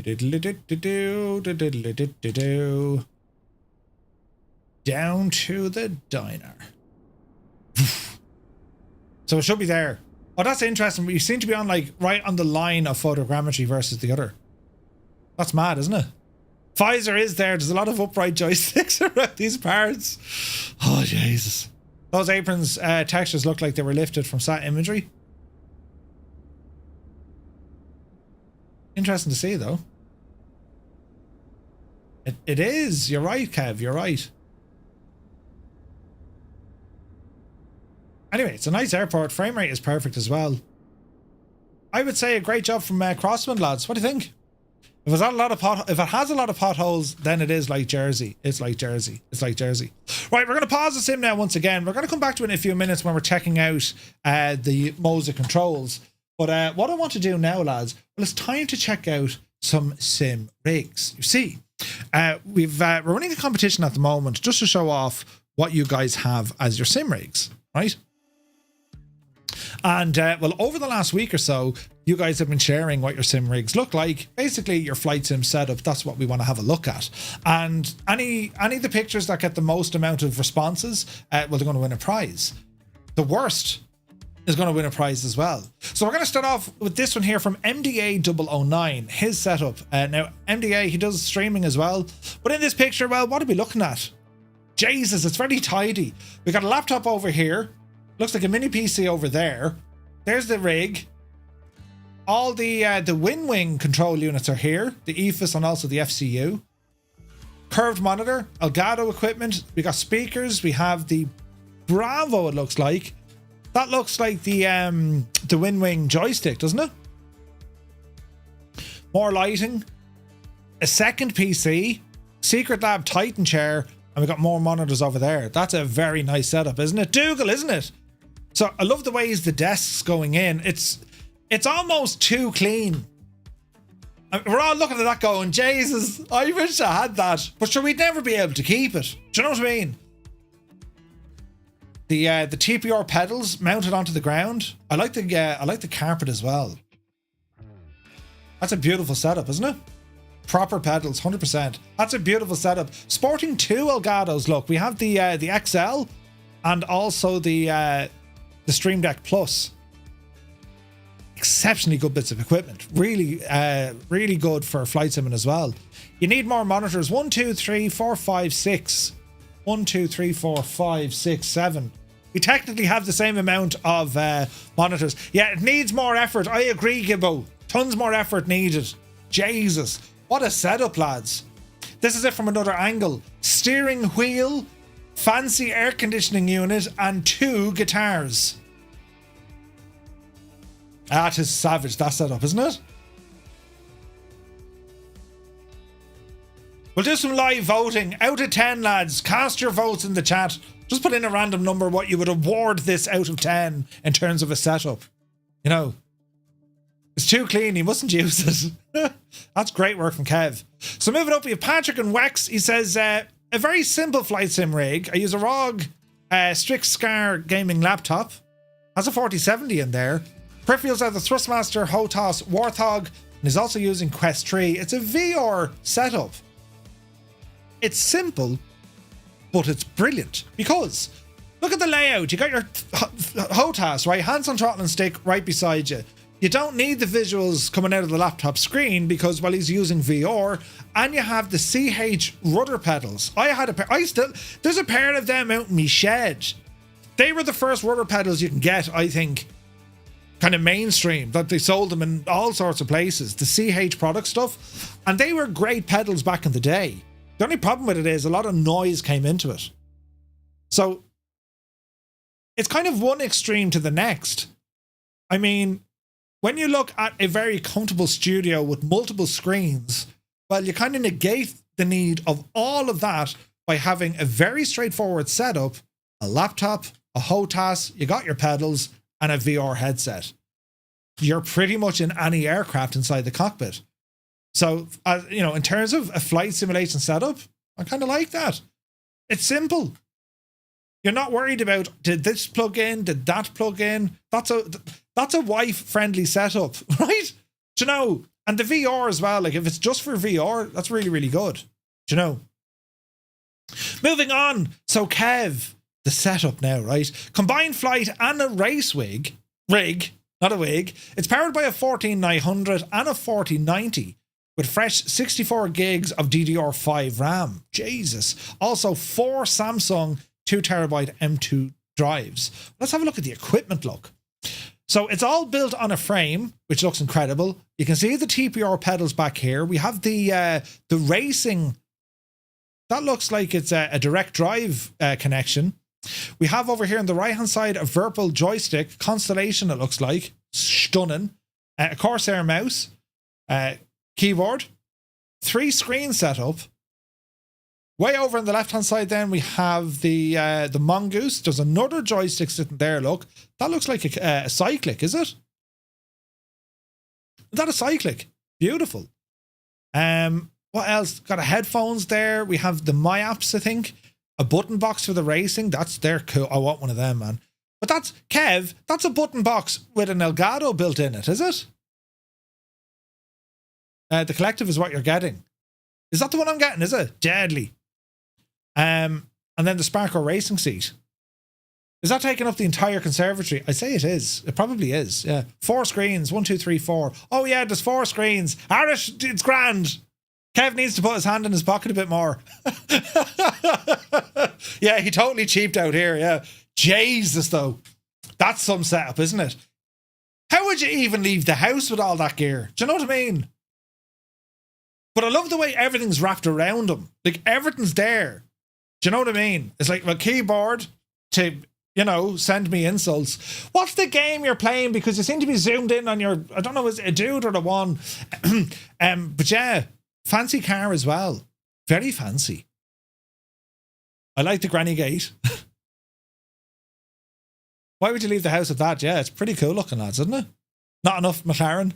Of his benchmarking with Time Spy. Ooh. It's a benchmark. Okay. You see, I don't know these things. What game is that? I see racing gloves. Who's the eagle eye amongst us? Adam B. Twitch sees gloves. Where's the gloves? I'm going to go looking. If I was a pair of gloves, where would I live? Oh, there they are there. Look, they're in the corner just over my head. Very fancy. And a camera up on top. What's the camera? Interesting camera. And lights, look. Ooh. I don't have half that stuff. I haven't left the house since 2023. Behind the seat, yeah. Kev, that's a really nice setup, mate. Absolutely gorgeous. This one came in from Gordon, and at the moment only used for DCS and a little bit of combat VR. Verbal sticks, throttle pedals, Pimax crystal light, the Monster Tech seat and rig, and he's using a GPU of a 3080. Lovely setup here. It's very clean, it's very precise, and I like the way, see the joystick in the middle of the chair? That's a great setup, isn't it? So the monitor, quite simple, but if you're going to be in VR, I mean, that's all you need, right? That's a beautiful setup from Gordon. Got the Stream Deck mounted on an arm just above the keyboard as well, and then the mouse is on the left side as well. Pretty, very pretty. And from another angle, the whole rig is on wheels, look. And I imagine there's brakes on those as well. But I hope the idea of this, lads, it's if anything, it shows you what, you know, the folks are using, but it might also give you some ideas. Because, like, maybe you're looking at your setup thinking, Jesus, what do we do with this? Here's one from Shoots. It does the job, he says. An extra 10 points because, you know, it's out of focus and we can't actually read what he has, right? However, simple but efficient. So he looks like the Saytech X56, I think. We got some rudder pedals down here. We got some microphones. We have three monitors rather. Look at this height of that one. Got some lighting in there as well. Stream Deck, of course. Stream Decks are all the rage, aren't they? So it's a basic setup, but again, the HOTAS, it works. The Elgato light, yeah. The Elgato stuff is good. I need myself a pay rise, says Energizer. Yeah, some of the setups are incredible. It's a great setup from Shoots. It works, it's efficient, it's on the desk.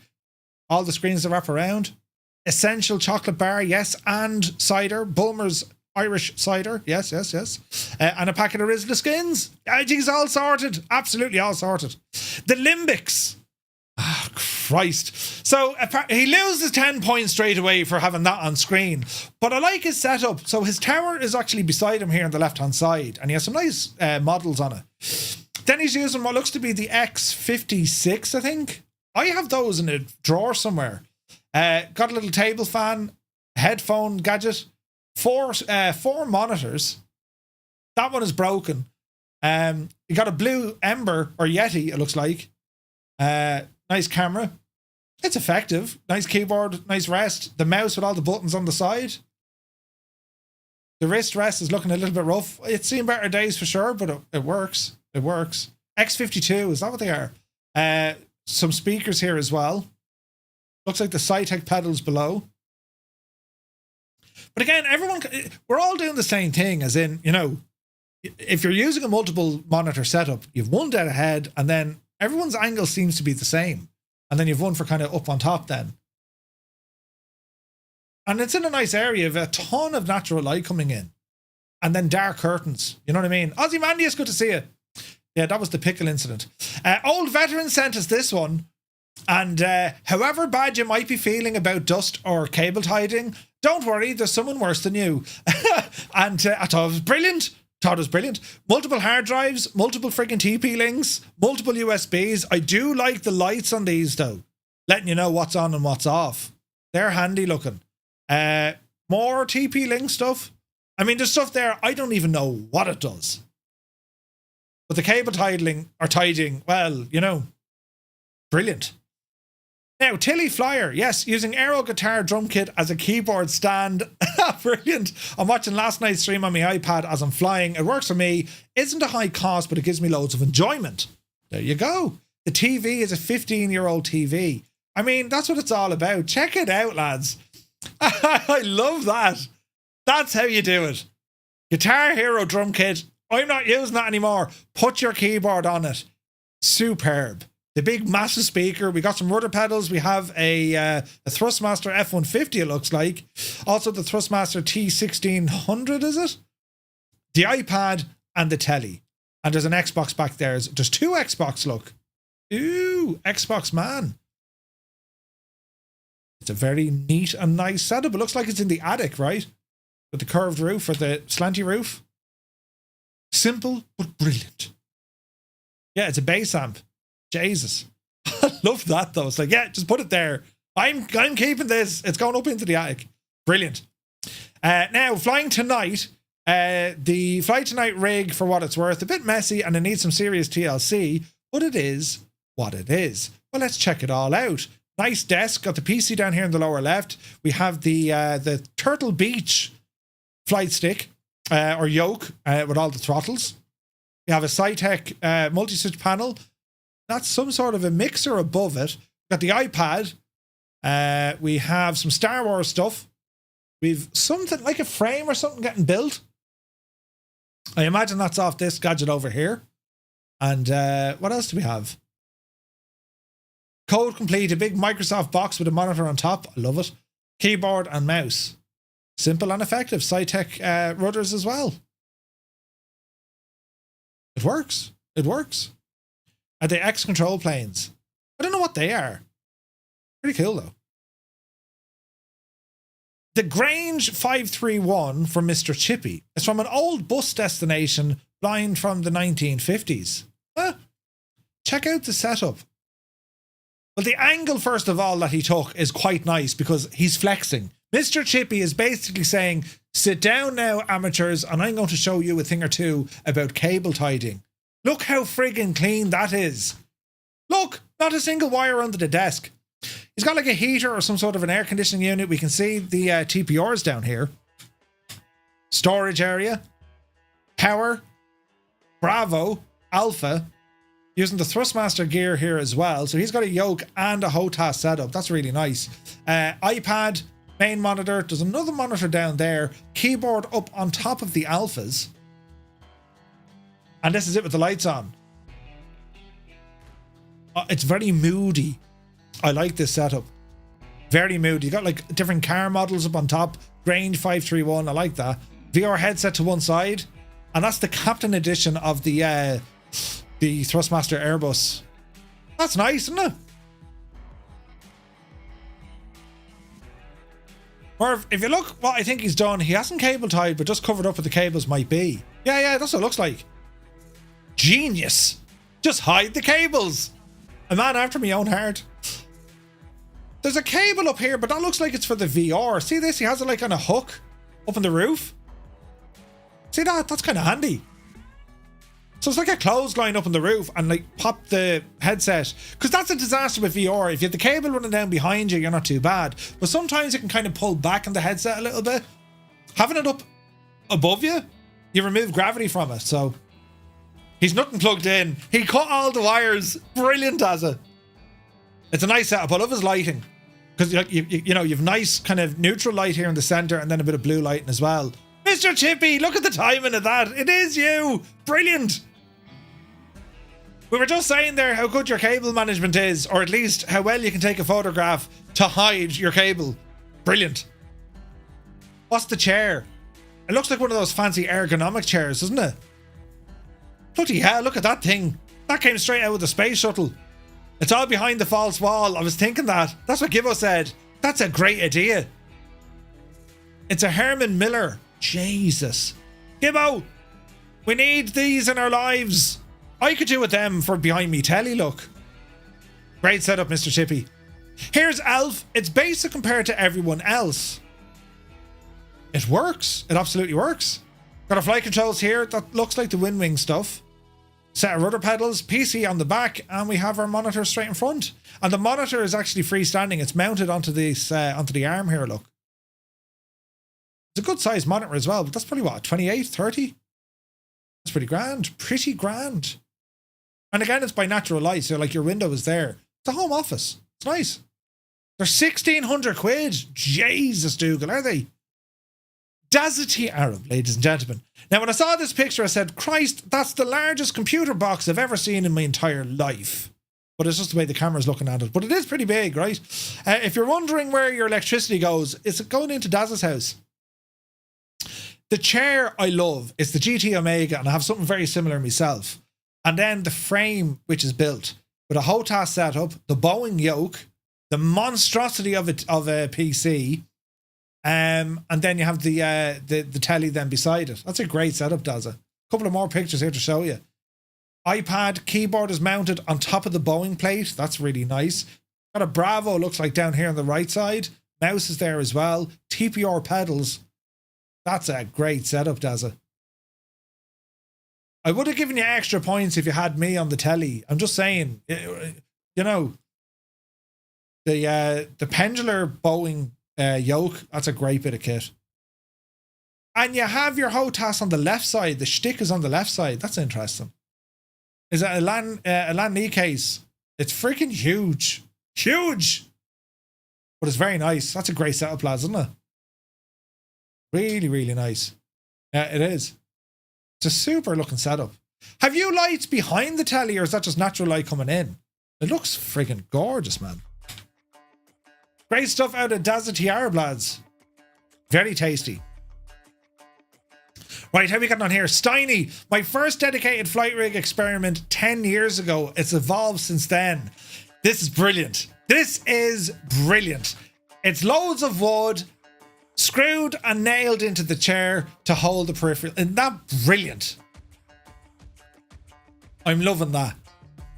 Any splinters? Yes, many. Right? But I love the idea that it's built on the chair. You're not too worried. Okay, you might run over the wires, but like it's all in your chair. You keep your desk space. And the old rudder pedals. Do you know what I mean? The Maverick Mike is here. Good to see you. You just can't trust lefty stick fellas. Lefty stick fellas. That's really nice, Steiny. And it's evolved obviously since then. Now we have Ryan Newby, a very clean looking setup here, lads. The desk, it's a nice desk. We have the FCU. We have Cytec stuff. Another joystick in behind. The Alpha and Bravo. A couple of storage boxes. What looks to be holding a second monitor, or maybe they're on an arm. And again, tons of natural light.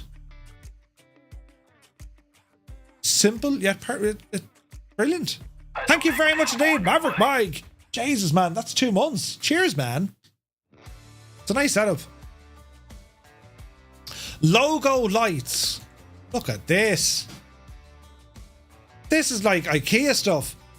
The smaller table, keyboard and mouse. Again, we're looking at the honeycomb gear. Look at this now. We have an Airbus stick and also a tiller built in. TPR pedals, a couple of Stream Decks, and the FCU is there. 2 monitors, PC side by side. That's a nice setup, man. I love the Airbus setup. That's gorgeous, isn't it? With a tiller. Them tillers could be handy. I need to get one of those. That's a nice setup. Beautiful natural light coming into the room as well. Now, Cami Niner. This is my DIY generic mashup. It covers the aircraft I use pretty well. The yoke, center, side stick and a collective hidden under the throttle. The main frame is made from an old IKEA wardrobe covered in either paint or vinyl, and the recognisable controllers I bought over the years, and the rest is wood, metal and 3D printed. DIY collective and TPMs all run by Manny, Arduous and Blue Pills, and also a BBI 64 from Leo Bodner. The seat is from the old grandpa Scorpio. I also use it in VR, so chunky switches make navigating the controls possible, along with a sneak peek through the nose gap. Look at the state of that. Not awesome, isn't it? Isn't that beautiful? It's a freaking cockpit, like. Oh, Granada. Did I say grandpa? It's Granada. Look at all the buttons and switches. Thrustmaster gear. The pedals are really nice. Mouse over here. That's a great setup, lads, isn't it? I'm in a glass case of emotion. It's very pretty. It's a proper cockpit, like, I mean, you're in the thing. You know what I mean? A DCS Simmer's Dream. Look at the screen you have over here then with your artificial horizon. It's really, really good. And then you have the Boeing yoke out to one side. It's pretty cool. They look like the Virpil pedals. Trim wheel here as well. Life-saving seat cushion. There's the Boeing yoke put in there. It's real nice. Look at that. Like, it's got the screen with Air Manager, I'd say, running. Imagine trying to build all those buttons or bind them. Jesus, Gibbo, could you imagine? And it doesn't take up a lot of space. Cami Niner, exceptional work done here, mate. That's beautiful, lads, isn't it? Beautiful work. The different options here as well. Look at this, cyclic. And a freaking collective and all the button boxes here. Jesus, that's a setup and a half. Good Lord, adopt me. Brilliant. So Goblin Zeus, I added the Xbox with a Thrustmaster Flight 1 HOTAS Xbox mouse, keyboard Xbox to the PC Thrustmaster with the T16000, and the Thrustmaster pedals work on both PC and Xbox. I love that. It is the man's cave little office corner of the house. This is where mischief happens. Mischief happens here. Copious volumes of books and DVDs. We got a Thunderbirds model, rather. The TV is wedged with books underneath, probably encyclopedias. That's awesome. The Xbox is in there, PC in behind it. Great setup. Great setup. I love it's the character, lads. Do you know what I mean? Thunderbirds are go. He's got 2 of them. It's cool. The desk, man. Roy, this is PH Roy's sim rig. Nice and small, and it brings me everywhere in the virtual world. Very clean looking. And we've got a ton of equipment here. So we have the Thrustmaster Airbus stuff. We have the Alpha and Bravo. PC here on the right. 3 monitors. Mic arm. We have a little tablet powering a MacDo, it looks like. A couple of Cytec bits and bobs. Is that a mixer, lads? That's the second time we've seen that. 2 iPads, look. That's a nice setup, and it's VR ready to rock, look. That's pretty. That's a nice setup. PH Roy, that's a nice setup, man. Very functional and a whole load of buttons at your disposal. Do you know?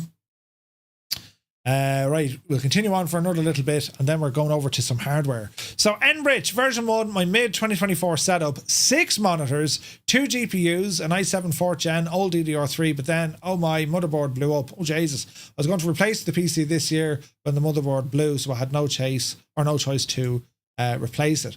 So 6, so it's a triple head display, 3 monitors. So that's going to give an epic field of view. And then you have navigation, if you like, up on top of different maps. 6 monitors, that's some setup, isn't it? Like, using 3 monitors, it's always good old crack, because when you have multi-monitors running in the sim, your frame rate kind of comes down, but it does give you some incredible perspective, especially when you're trying to land, because it's one thing seeing the horizon line in front of you, but when you're getting that wraparound feeling, when your eyes are looking at it, and you can really, really tell, you know, how your aircraft is kind of holding, you know? But yeah, it's very clean, very clean. Plenty of room, HOTAS setup. That's really nice. Really nice. And look, that must have been a divil. They're 3 different monitors. You got a Samsung, an Asus, and an Acer. They're 3 different monitors. So that's a lot of work went into that. Here's version 2. Look at the upgrade. So the monitors are all now part of one. More lighting added. Again, nice monitor up on top. Reduce the total number of monitors. I love the background. Look at those pictures, lads. Version 2. Way better. Way, way better. Loving it. B-17, Lancaster, Spitfire, Corsair. Loving the pictures. Loving the background. That's a really nice area. And you've got beautiful lighting coming in as well. That's awesome. That's really nice.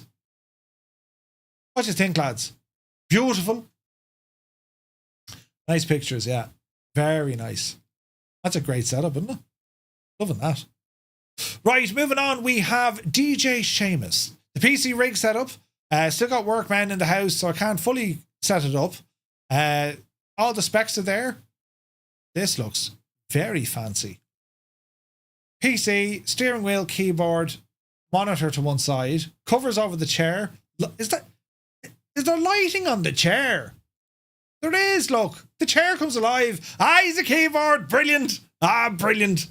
And an egg out of Game of Thrones must be. Has to be.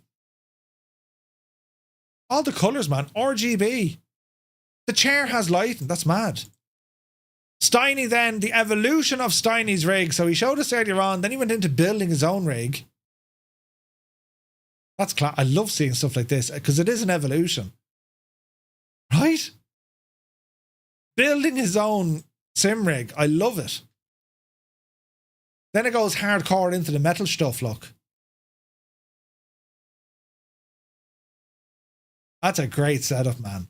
You gotta love it. You gotta love it. Considering 10 years before that, he was working off like, you know, a bit of a 2x4 on the side of the desk. I love that.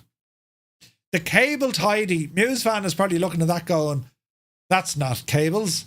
This is cables. Jesus, lads, the cables. I mean, listen, we all kind of freak out with cable tidying, but that's because we have people who give out, you know. The Mad Devil Muse fan. Jesus, Muse is here now with all his beautiful stuff. Look at the fancy coasters, look. Muse got his setup. Oh, you got the gadget for your keyboard. Does it not bash your legs now, Muse? PC over here on the right side. A triple monitor. Loving that. All the stacks here with the Bravo. So you got radios and an autopilot. The Alpha Yoke. Big screen tablet here as well. Thrustmaster throttle and the Airbus. So you got a full HOTAS and a yoke setup, Muse. That's awesome, man. Look at all the USBs in the background. Mother of Jesus. The desk on the right-hand side. This is the Xbox controller that he uses for cheating. And we've other buttons and more wires and stuff. It's a nice chair as well, though, isn't it? And there's a plectrum for his guitar playing on the bottom of the table. That's what he was telling me the other night. He goes, Murph, I have my wheels set up on a stand, which means Muse can just leave all that plugged in. And when he wants to go driving, he just drags it in and he goes driving. When he's finished, he just drags it out of the way. If I had the room for that, I would definitely have that. Cheating, you mean winning? I mean whining. Can't go wrong with Seeker Labs. Great chair, isn't it? Great chair. And there's your Pimax crystal in there as well. It's a really nice setup, and I look like the wheel, having all that just ready to rock, just move it off to one side. I mean, you saw what I had to do. It's unplug everything, put it in a drawer, take it all out again. That's a great space, Muse. It really is. Like your monitors are, oh, look at fancy speakers by him as well. Jesus, the fancy speakers. Yeah, I'm liking that setup. That's nice now. And yeah, like the quintessential, I need something cold to like be on because it gets hot in these rooms. Like, that's a serious thing, lads. How do you manage with temperature control? Because, like, it gets friggin' roasted. These are fake pictures, so they haven't discovered electricity in RD. Brilliant. That's brilliant. I'm liking that setup, Muse. Do you not bash your legs off it, though? It seems very low on the desk. Do you know what I mean? And you're a lefty. Muse, you're a lefty on a mouse. Bloody hell. Trump you. Great setup, Muse. QC Frank gave us this evening. 2 PC setup. Main equipped with a 13700 and a 7900. Ooh. Jesus, look at the widescreen monitor look. Look at that good looking fella who looks like he knows what he's talking about, but clearly he doesn't. Look at the widescreen angle look. Jesus. That's insane, man. Couple of Elgato Stream Decks here. Plenty of space, and I like the way all the monitors come over to one side. So you have your navigation far right hand side, the stream or whatever, kind of half right, and then your screen in front. Yeah, the monitor, it's super wide. Great setup. Adam B, entering for the worst setup. You immediately get 10 points because you're watching the stream, look. An Xbox controller and a keyboard. What more do you want? What more do you need? And you do have fancy RGB lighting on your mouse pad. And a tub of Vaseline. I mean, you're flying it. Absolutely. In actual fact, we have the same. We have the same mouse mat. But I don't have RGB on mine. You know, I cheaped out. And let's have a look here now. We got our Stream Decks. The Plus and the XL. Great bit of kit. And your insulin pen as well for good measure. And the Toby. Does that work at that angle? There's a thought I never tried to do. And the rig of look at the setup here, look. Lan Lee. Very nice. Sorry, this is QC Franks. Wait now. Yeah, this is QC Franks. Did I not see an Elgato up here though? No, this is QC Franks. Frank, great setup. Barrigan. Jesus. So we have a clamp for holding a tablet, Thrustmaster, HOTAS, Cytec pedals, Alpha and Bravo. Man, the Alpha and Bravo, aren't they so popular? Do you know, Victus gaming case. Look at that, lads. Yeah, it's a nice small setup, but ideally placed. Yoke in front of you, joystick in front of you. That's really nice. It looks like Muse's setup, yeah. Muse, basically, you just copied someone else. Barrigan, that's a nice setup, mate. I like the, I don't know what you're using here. It looks like it's built onto the chair itself. It's a very fancy looking chair, but you can see where the mouse is loaded here on the right hand side on that little platform. I like that. And we got an Airbus joystick over here on the left side as well. Does the job, does the job. Maverick Mike, look at the cut of this. Digging the posters. Love the posters, man. Again, that L-shaped desk, so handy to have. Real sim gear stuff. We got an Alpha and a Bravo. Nice there. Keyboard, 3 monitors, and again the HOTAS built onto the desk. Cytec pedals. It looks like Xbox controller, Corsair gear with the mouse. Nice. Rick, good to see you. Monster Tech do some nice chair mounting hardware. That's what that one looks like, doesn't it? Colin Matter, good to see you. Is the Stream Deck made for only streamers? Not at all. Not at all.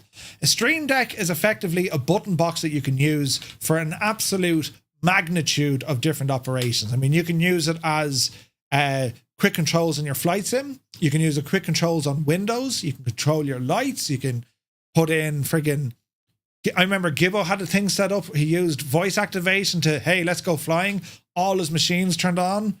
And then you use your Stream Deck to say, press that button, and it'll run like a batch file to say, turn on your flight sim, turn on your Navigraph, turn on all of these things. One single button. Cannot recommend the Elgato Stream Decks enough. They are incredible. They're not cheap, but they're very, very good. Maverick Mike, I'm loving this setup, man. I'm loving it. It's simple yet brilliant. And again, it's a lot of people with the throttle on the right side, which is interesting. I always had my throttle on the left. Nordland Air, it's messy, but I love it.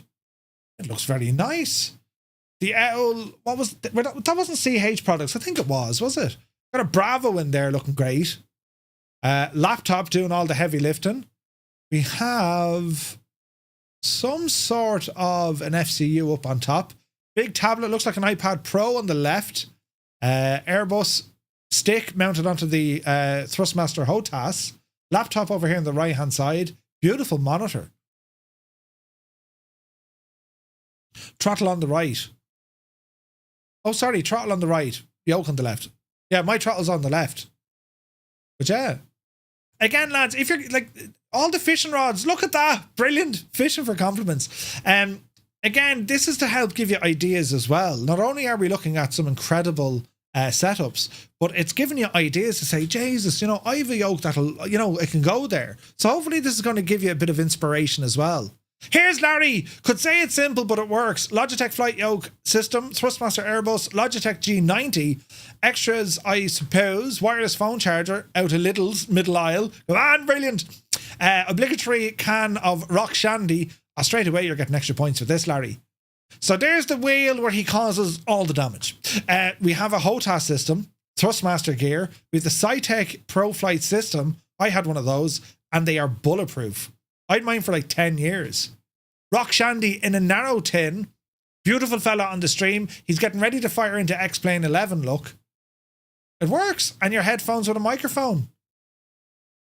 Is that the same? What is that? The G27, is it? Logitech. Gotta love the Logitech stuff. It's great.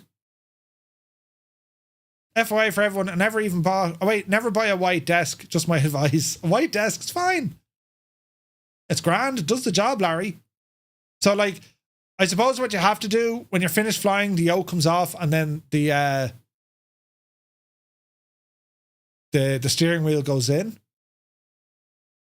P.S. Miranda, good to see you.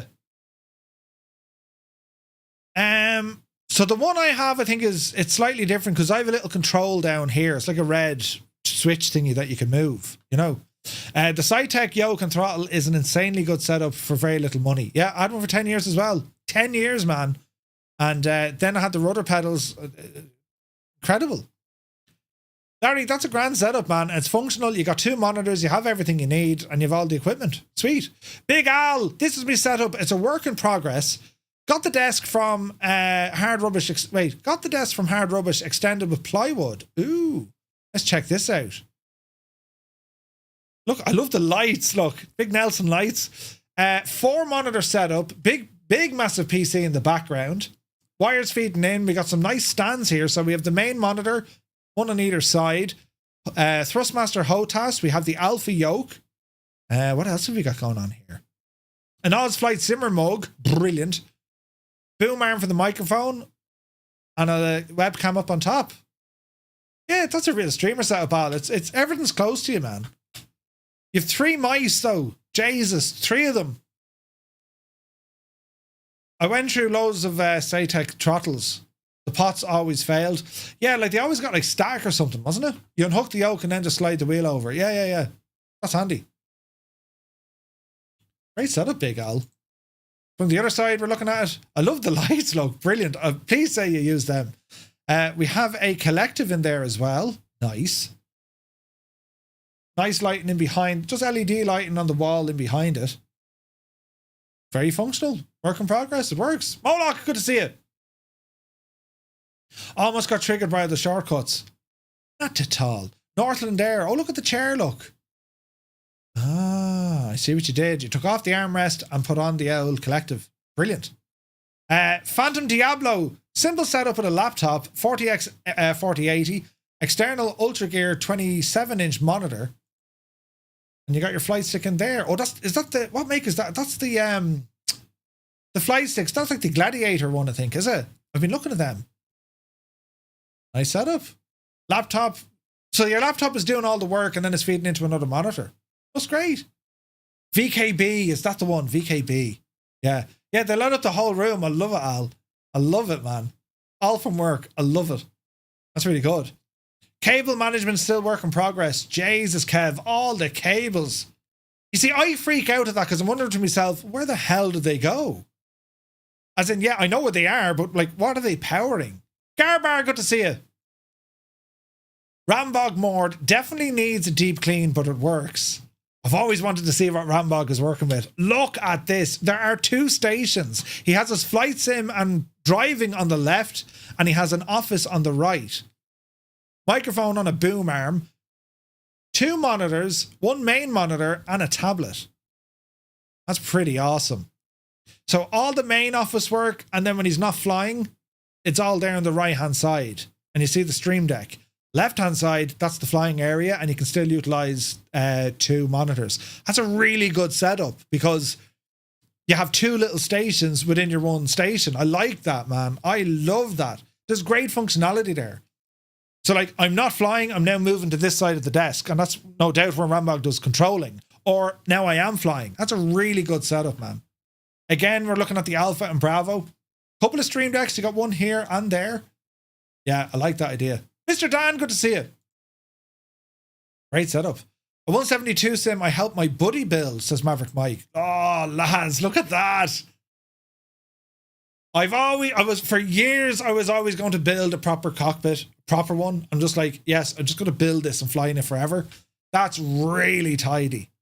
And it's using screens behind it to power up the dials or the gauges. It's a big monitor in behind it. Love that setup. And you got some real sim gear in there as well. That's really nice, isn't it? And the Alpha doing all the work. Yeah, we like that. That is pretty. That's a beaut, isn't it? I don't know, that dashboard with the glare shield and that, I don't know, is that like one unit or was that custom built? That's really nice, isn't it? Proper setup. Beautiful. All the buttons, the lighting is perfect. That's real nice. It was custom, Maverick Mike, really. That's real good, man. Everything, like, look at the measurements, EGT monitor and everything, but look at the measurements. It is exacting. You got the flaps here as well. That's exacting stuff. Fuel tank gauge. Sure, you got a parking brake there somewhere. Ignition switch. Lights. Ah, it's really nice, man. For an extra challenge, fly an A320 on this. For 10 points more. Ah, brilliant. Better whiskey. Behold my shame, he says. Jesus. Listen, it's not the fact that your cables are untidy. It's the fact that there is one cable unplugged and we don't know what it's supposed to do. Altimeter Motives did the panel. I met those guys at Flight Sim Expo. They were dead sound. Altimeter Motives. They did a huge stall at Flight Sim Expo. Do you know? Where does Better Whiskey... What's that even supposed to plug into? Right? He doesn't know either. It's brilliant. Great pedals, though. Brilliant. Right. Let's have a look. Moloch Ice Cube. Look at the cut of this. I'm loving it. Look at the cut of that tower. Look at the water cooling. Jesus. A Titan rig. This is pretty. Ah, mother of Jesus, look at this. Oh, Jesus. That's insane looking. All custom. Dude. I love the colours, man. Love the colours. Wow, look at this. So you've built all these units. So we've got our radios. We've got a Thrustmaster Boeing gear. Real nice. Are they tablets or monitors you have in there? Got some Cytec stuff here as well. Thrustmaster pedals. And a cat. Tubes must have taken hours. It's class looking, isn't it? I like the dash. You got the colour spot on as well. Fire tabs. Great idea. Like, and rather than putting a monitor there, they're touchscreen, I think, Moloch, aren't they? That's pretty badass, isn't it? The cat was the toughest part of the build. Man, that PC is unbelievable. Avalanche, good to see you, man. That's a great setup. Loads of scope to extend it. But like that PC, that's the centerpiece, man. That's beautiful. The cat is just happy out sitting there. Loving it. That's an awesome machine. Yeah, the PC, lads, is absolutely stunning looking. Look at the chair, look. Is that a proper airline chair? It is an airline chair. I hear they're filming the new Die Hard film on that PC, right? It's deadly. And a Honda sign. It's an MD-80 pilot seat. I love it, man. Look at the PC, lads. That's very impressive, Moloch. I'm loving that, man. I've never seen anything like that. That is absolute creativity. Loving it. Loving it. Cable eclipse. Cableopolis. And it's blurred camera as well, Frank. Brilliant. Mr. Dan setup as he just jumped in. 3 monitors. Very pretty. Thrustmaster HOTAS. Like the lighting on the mouse. PC over here in the corner. And you got some pictures up on the wall. Nicely done, Mr. Dan. Very nice. Clean. Very clean. And just enough lighting so you can't see the cables. Brilliant. Those spirals are hard to do. I don't know how you did it. Cable management still in progress. And then looking in at the machine. Dan, you only put this together the other day, I think, didn't you? Another clean looking setup. Really is. Really is. Beautiful stuff. P.S. Mirandai. Mine is simple. I love that. Simplicity is great. So we got the Thrustmaster Airbus. That looks like the Windwing EFIS and FCU. Little tablet down here. That's nice. Another tablet over to the side. Looks like another station with a laptop. Great setup. It's mini. Doesn't matter. It works. Extra points for the Firefly Air aircraft. The wife station. Jesus. In very close proximity, no doubt. Lunar orbit. Gibbo! Jesus, we're going to Gibbo now in a second. I wouldn't actually mind, right? But that's actually Gibbo's, right? Hang on, we'll get into this. Lunar orbit. Now this is clean. Oh, I love that light, look. Tablet over here. Is it a tablet? Looks like a tablet on the right-hand side. Crafty Tigers, thank you very much indeed for 2 months. My dude, hope you're well. Jeez, that's brilliant. That's so clean. And that's the Turtle Beach, it looks like, isn't it? Hello there. Oh, look at that picture on the wall, look. Fornax, welcome aboard. Yeah, the Turtle Beach gear looks good, doesn't it? That's a really clean setup, isn't it? Look at that picture on the wall. Gorgeous. Lunar orbit, man, that's a great setup. Look at this Aegis. Look, that's not a knife. This is a knife. Give out what's on that note. That post that had very important information and you've dropped it and now it's mother of Jesus. Well, look, to be fair to him, right, he's labelled stuff. You know, at least he knows what the stuff is. But like, cam links thrown in there as well. USB extensions thrown in. All sorts of power boxes. There's a random cable just hanging around. I've added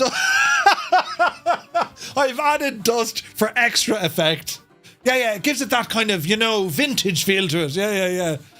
That's brilliant. I didn't think you'd be serving spaghetti. That's awesome. I suddenly feel so much better about my cable management. That's fantastic. There's got to be a prize in this for the most untidy cabling. It's so untidy, it's brilliant. Chill the beer, we'll fix it. Man, that's awesome. Couple of empty, yeah, it just needs a few empty cans of Guinness. You'd be laughing, man. I love that. Mosh pit, the main part of the setup, the rest is currently under construction. You have a, is that a real plant? Look at that PC, look at the lighting. Gorgeous. And you have a lot more lighting going on in there. That's amazing. Mosh pit, nicely done. Schutz, showing his little space. Schutz, this looks really nice, really clean. Beautiful PC. Is that a tablet or a monitor? It looks like a tablet. Nice monitor look, huge. Again with the Alpha.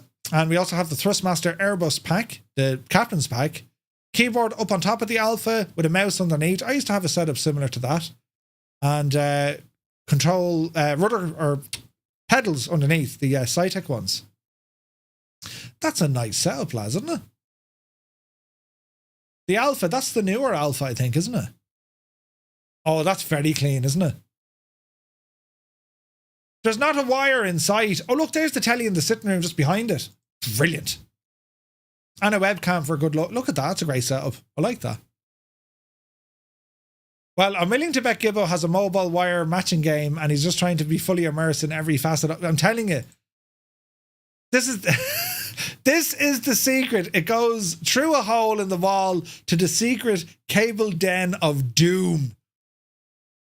Mr. Chippy, that's brilliant. So it looks, that's a great idea that Mr. Chippy did. So, yeah, it's a fake wall he put in. And what's the material, Mr. Chippy? Is it just like kind of airboard or is it wood like or is it foam? It's a great idea, isn't it? Holy fire hazard, says Angry Lou, right? But like, what's more of a fire hazard? It's just MDF. MDF, okay. Gibbo, that now is, well then, isn't it? Isn't it? Acoustic panels would work too. Oh, they would actually, Avalanche. Yeah. They would work. Because they're fire retardant as well, I think. That's brilliant. That's getting all the likes. Gibbo, you're an absolute legend for showing that. I love it. Cable ties are overrated. We don't know. That's probably a very important note Gibbo wrote down someday, 12 years ago, and then it fell in behind the desk. Love it. How many of us start out trying to cable tidy, but then the more you add, it just becomes a lost cause? Yep. That's what 90% of our desks look like. Pretty much, yeah. That's very accurate, I love it. We all have to know where the orange note net. Yeah, I'm trying to read it. I don't know. It could be the shopping list. You just wouldn't know. I love that though. The note says keep cables tidy. Brilliant. I'm loving it, lads. I'm loving it. Jesus, look at the Zolly here. Oh wow. Hot off the press. Look at the lighting on that machine. Jesus. Look at the background. Oh, it's the monitor. Never mind. I thought it was the background. Oh, that's very nice though. Look at the lighting. That's friggin' gorgeous. If you can't see the cables, then they don't exist. When something dies, it would be like trying to find the dead Christmas tree light bulb. Yeah. This is really nice. Look at that setup. The lighting on the wall, look, Jesus, it's lovely. Thrustmaster gear as well, very nice. I love the screensaver. That's really nice, Fazali. Now let me see. John Frezzi says, I think I give Gibbo a run for his money on the cable management. Jesus, look at this setup. This is a man after Kev. Look at this setup here, lads. Love the chair. So we got, that looks like, that's a wind wing, it looks like. A tiller. You got a tiller? Nice. Beautiful setup. Lot of wind wing equipment on this one, isn't it? Are those fans? Yeah, they're fans. There's a ton of wind wing gear here. That's real nice. But yeah, cable tidy is like, holy Jesus. That's a big 10-4, good boy. Complete with pants in the background. Yes! Brilliant. I love it. John C., thank you very much indeed. 4 months, my guy. Good evening. Hope you're well. Is that the 3D printed tiller? I don't know. It looks beautiful. It's laundry day. Memmy always says, wear a fresh pair of underpants. The backstage is a little bit... Jesus, Mr. Chippy. You're not... Oh, look at the fancy light you put in behind it. Look at the detail he's gone into, look. He's put hinges on the gadget. Jesus. Very fancy. Very, very fancy. Right, lads. If you want to enter into this competition, we're going to be reviewing more of these next week. Exclamation point Discord. That brings you a link to our Discord, and it's in a channel called Sim Rig Challenge. The other sim rigs, this is where lads tend to be chatting about how did you get that to work, or how do we plug this in, or how do we plug that out. And you'll see different ideas, right? What we're doing in the Sim Rig Challenge, it's all about putting in photos of what your rig looks like, and there'll be a prize for the best and a prize for the worst. And we'll keep running that for a little while. So thank you to everyone so far who's entered them in. If you've already submitted a picture, but now you have some inspiration and you might want to change things around, Gibbo, get some cable tidying, you can resubmit and we'll check it out on next week's stream. That's brilliant. Loving this, lads, I gotta say. And you've given me loads of ideas. So a very well done to you. Now, friends, it's over here. And I press buttons. And what we're going to do, we're going to have a chat at, we're going to chat about some hardware, you see. And the hardware we're looking at is the Moza. It's the the AB9 base, right? Yeah, baby. So we'll have a look here now in a second. Jesus, Patrick Doyle, you legend. 5 gifted tier 1 subs to the community. Patrick, you absolute ledge. Thank you very much. Lads, if you just got a tier 1 sub, with thanks to Patrick Doyle, do be sure to say thank you. Insane generosity by Patrick. By Patrick Doyle, that is. Right, so let's bring up some Moza information here. Now, I'll bring up the website on the other screen in a moment, but we want to talk about this equipment, right? This bit of hardware that I'm going to show you, so we'll do it now, look. Hopefully this works and it doesn't break. There we go, brilliant. Right, so we'll hide me for the minute. So we're looking here at the Moza. This is the AB9 base, it's force feedback, and on top is sitting the MH, or is it the FH? It's the MH16 Flightstick, all right? And we'll be plugging it in. We'll get to do all its stuff here now in a moment, but I just wanted to show you what it looks like. It is quite big, considering... to give you like a size analysis, here's an iPhone. That's the height of an iPhone beside the unit over here. It's quite a tall bit of kit. So putting it on top of your desk may not be a great idea because, well, you're going to have to reach up relatively high to get at the bits and bobs. All right. But anyway, we'll see what we can do. You thought I just pulled out a pickle. Wait, what? The Moza AB9 base, it's equipped with a dual servo motors delivering a peak torque of 12 Nm. Offering precise dynamic feedback that simulates various conditions. What's Nm again, lads? Newton something, isn't it? Or newtons of torque. It simulates various flight conditions such as taxiing, takeoff, landing, and turbulence. Featuring our proprietary MCLS force feedback technology and high-resolution encoder, it provides an exceptionally accurate and immersive flight experience. Constructed from aviation-grade aluminium alloy with a quiet, fanless design, it ensures durability and seamless operation. The Moza cockpit control software allows comprehensive customization and fine-tuning of all the settings. Compatible with the leading flight simulation games and supporting third-party flight sticks, the AB9 base is designed for versatility and reliability, making it perfect for enthusiasts and professional trainers. Now, this Newton meters, that's the one, thanks Paul. Naughty Murphys, yeah.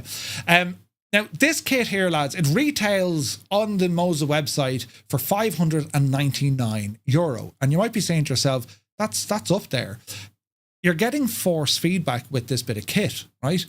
And how the whole thing is built, I'll go through some of the settings, but it has dual servo motors, which is giving you a lot of torque. I mean, this thing you'll really feel the movement of it.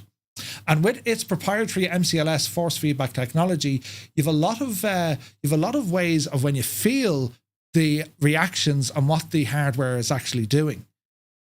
This will jump around on an engine start. When the rotors are moving, it'll move. When you deploy the flaps and even the landing gear, it reacts to it. So it's very sensitive. What I love about this bit of hardware is you can change out the flight stick. So the flight stick that you see here, this is an additional add-on. It's an additional bit of kit. It's the MH16 flight stick. We'll have a look at this in a moment. But if you have anything from Thrustmaster or even Virpil, well, they can plug straight into this base. And it's quite simple. We have a little release wheel underneath. Easy now. And it just pops off like that. So you're looking at the base there. And then if you want to have a look over here on the screen, you can see what actually connects it into the base itself. So Thrustmaster, Virpil, they all use these kind of connections, meaning that you just have to drop it in on place. Deadly handy, right? Now, we will have a closer look at all this, as I said, in a moment. Putting it on, well, you can see if an idiot like me can manage it, there's hope for anyone yet, right? You get that locked into place. And you can tighten all these up. They give you Allen keys and all this, but you can tighten it up. It doesn't have to go terribly tight. And that's it in play there now. All right. The software, we'll have a look there as well. The unit itself, this is heavy. This is proper heavy. It's all metal, right? And it weighs a considerable amount. The high resolution encoder, its own chip, it elevates the base ability to replicate flight dynamics. And that's where you're getting the accuracy when it comes from control input, rapid maneuvers, and even the likes of, the flaps moving and also, the gear and so on. It's compatible with Microsoft Flight Simulator 2020 and 24. It's even compatible for Flight Sim X. Also, DCS, War Thunder, Star Citizen, IL-2, and X-Plane 11 and X-Plane 12. It's also very quiet. When it's running, the only sound you'll really hear out of this, if it's on a table and it's shaking, that's really the only sound. Do you know? So when it comes to kind of getting everything set up, how it all works, right? We'll come back to me here now for a minute. I got to say, the presentation of this bit of kit was remarkable. It comes in a box, you see. A big box. And you know straight away from the quality of the packaging, right? I mean, from opening the box to seeing how everything is kind of packaged for you, instruction manuals, stickers, all the jazz. You even get a cover to put over the unit when you're not using it. So it's actually located in this Moza Flight bag. And it's premium stuff, right? So the box, how it's presented, your initial reaction on this is going to be like, this is some serious kit, all right? When it comes to then the flight stick, again, the packaging on this is excellent. So this is the flight stick, right? And this is the one that I have mounted on the base itself. And again, I'll go through the prices of this. So the flight stick, if you're interested, they do 2 flight sticks at the moment. This is the larger of both. And well, to buy this gadget, let's go in here and have a look. So the base is €5.99, and if we have a look at the flight stick, that's €189. Right, so you're up on the bones of what? 800 quid, give or take. All right, so it's not cheap. However, consider this: a force feedback base in a flight simulator, Brunner is about $2,000. The CL60 is about $1,000, and it's only a yoke. With a joystick, that gives you the advantage of flying the airliners, general aviation, fighter jets, and helicopters. If you consider a yoke, unless that's all you want to do, you're going to be limited when it comes to helicopters. And I got to say, having force feedback flying choppers, incredible, because you can feel the feedback, right? So same story again with the packaging. It's and like you don't do I don't bother with unboxing. It's like, oh yeah, it looks nice, but like the quality of the packaging, it kind of speaks volumes about how good the gear is going to be. When we look about mounting options, as I said, I mean, it sits quite proud there on the desk, right? I mean, it's fairly it's fairly substantial. The height of it is fairly substantial, and I said it's roughly that of it's taller than an iPhone, right? So it's quite big. However, you do have some options when it comes to mounting the gadget, and you can buy this desk clamp, right? So it's called the base table clamp. And then this is €55. And again, the packaging is spot on. It weighs a ton, but this gives you all sorts of options on where and how to mount this. You can drill it in. It has a clamp underneath, so it'll sit in a desk. You can put the unit on the front or the top. It's entirely up to you. So even though the unit itself is quite, it's quite bulky, it is heavy, with this clamp, no problem whatsoever. If you have other desk clamps, it is compatible with other clamps, and you should have loads of fun with them. You know what I mean? So it's quite a heavy bit of kit, but it's quite remarkable, right? So we'll go in now and start looking at it. So when it comes to the degree of movement, so this is fully forward at the moment. So if we go fully back, and with the unit powered off, you can kind of feel the gears just as you're moving it with the unit off. Looking on the very top part of the stick here, so we actually have some nice decals here. We have the trim, we have weapons release, we have, the cameras and guns, and we also have nose wheel steering. There's a lot of buttons on this. There's a ton of buttons. And, you have a side button here. You have a two-stage trigger. We have a pinky button, and that's an axis, right? A small little button behind it, and then you have a little pinky button. You can also adjust the grip rest here on the side, so you can just move the wheels here, and this rises up. And then over on the left-hand side, where we have a number of different hat switches, we have a 3-stage, and listen to the sound. Really solid construction. This is all metal, by the way. The buttons are plastic, and everything works really well. It's super. Now, there's one thing I will have to say with this unit. This particular unit, see this button here, just the one I'm pointing at? This divel decided to pop off. It's spring-loaded, and it actually popped off. I was like, what the hell? Because the thing was rattling and shaking, so the force feedback actually forced that button to pop off, and out came the spring and the whole lot. Now, I could fix it, but it took a while to figure out what it was. I got onto Moza, and they were like, no worries, send us the whole unit back, we'll give you something new. I said, no. I said, like, surely there's a way to fix this. Like, it's a single button. They're like, no, if you're not happy, we'll give you a new base, there'll be no problem, or a new stick. I said, no, we'll try and fix it. So the smallest amount of glue, and it hasn't budged since. And I use this on my own sim rig, and there's probably about 20 hours gone into using this, and it's turned on full whack, so we're getting full response out of the equipment itself. Do you know what I mean? So let's look at the top down exclusively on this, and well, as you can see, it is quite big, and that's the noise of everything moving on my desk, because it is quite heavy, right? And you're not going to be able to pick this up and kind of run with it, right? It's quite heavy. But when you're looking at, you can see all the leather in here, right? The entire frame of it, I mean, it is very pretty, lads. It's all highly polished. Underneath, then, you have a number of options on how you want to mount it. Don't mind the scratches. That's where I was trying to screw it from the other way around. But that's all very durable. It's all metal. You do have anti-slip pads underneath the unit. And, well, you can see from all the holes, you have a ton of options to put these in. I'd say this weighs about 10 or 12 kilograms. It's heavy, right? Now, looking towards the front of the unit, well, we have a number of different options. But you can see the USB that's already plugged in. And then see the way we have options for up to 4 more devices. Well, Moza are working on further flight sim equipment, and we should start seeing them coming into the fray relatively soon, right? And then we have our power DC input. That's going to plug in just here. And then we have a power button, all right? That's where your power is going to be. USB, you can take all of these out. That's just a simple, I don't know what they're called, just for the USB stick, but it just means the unit can be completely left on its own. And if you also look at the front here, you have these kind of guide rails. That's for fitting into your clamp, so it actually slides and locks into place using a clamp. All right. Now, I've wires all over the shop, but don't worry. Gibbo, see that? That's a cable tidy look. I'll teach you about them later. Right.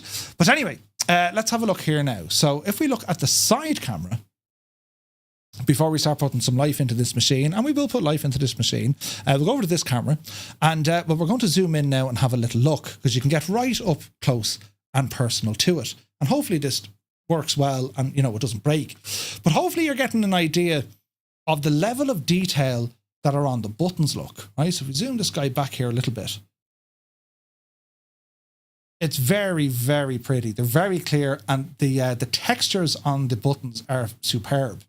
Now, you might be saying, right, see the two switches over here on the left-hand side? Yeah. This is actually, this entire unit on the side, this can be removed. We have a small little Allen key there that we can actually remove these buttons.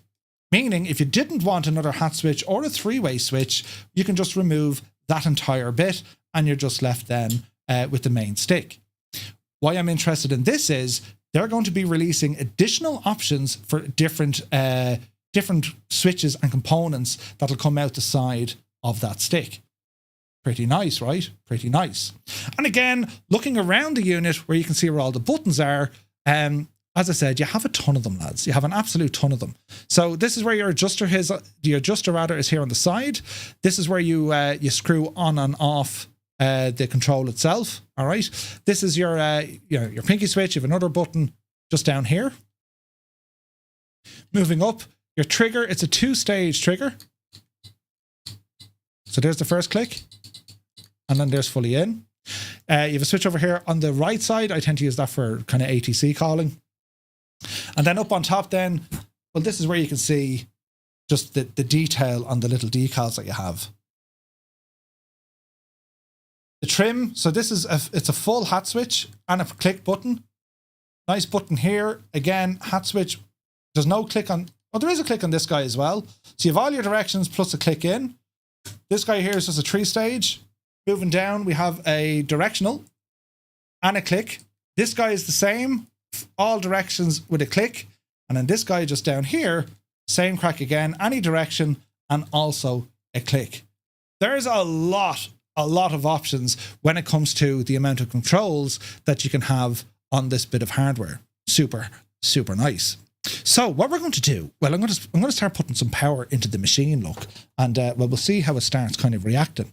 So I'll go back to this camera, get it back in the frame there, right? And what I'm going to do, I'm going to plug the divel in, and then we're going to have a look at the software, and then see how the equipment works, right? How are we getting on with the camera angles? Can you see everything clearly, lads? Because you want to see what the camera's gone all over the shop, but hopefully it's giving you a good indication of how everything works, right? So I'm going to undo the cable tidy, and we're going to have an old gawk here, right? So standard USB connection. The cable you get with it, it's actually pretty long, right? It's pretty long. It's probably 3 meters, I'd say, right? So it's pretty long. You're getting a fair bit of cable with this on the USB, but it looks like it's USB 2, so you can extend this as far as you like. You can plug it into extensions, all that sort of jazz, which that's what I'm going to do. So I have a little USB over here beside me, plug that in, and next up, I'm going to plug in its own power supply. Now, I can't show you the power supply because it's a big, heavy box. Again, it's like do you remember the old Xbox power boxes? It's just like whatever, half a foot long, one of those. It's a standard power box, right? Now, when we plug this in, the noise of that on my table, listen, that wasn't me. We're going to plug this in. In you go. And now that's plugged in, we get our camera set back up here again, right? And don't mind the fact now that we have loads of wires gone all over the shop. Now, when I turn this on, there's actually a little switch located just up the front here, and this is going to power up the unit. So I'm going to turn it on, press and hold, give it a moment, and the stick is now moving itself. So it's synchronizing all its own gear. And you can't hear anything. There's no sound. You can't hear motors turn. It doesn't do any of that. So that's just synchronizing everything where it is. Yeah? Isn't that the coolest and maddest looking thing you've ever seen? Right? So the stick is now on, meaning that it's giving me resistance any way I'm now moving it. I can feel that resistance. it's now become heavy. And it pretty much stays where I put it. Isn't that mad? Right? So the motors are indeed turned on. Now what I'll do, I'll come over here to the software. So we'll jump position, lads. So let me see if I come back to, you pressed the wrong button there, Murph. What did that do? That turned off a light. Turn back on the light. Go. And we'll come over to this camera over here. And I want to show you the software, right? You can do that without a button? Jesus. I keep breaking my microphone. Right. I'll show you the software, lads, right? We'll have an old gawk at this. So the Moza software, very straightforward. It's plug and play. It really is plug and play. So when you turn it on and you connect everything, it will detect what you have running on the system. It knows straight away that the MH16 is connected and it can see the base. And you're seeing the firmware version. When you buy one of these, you most likely have to update the firmware version. Over on the right hand side, you're going to see, well, what sim or game is installed and what can it run.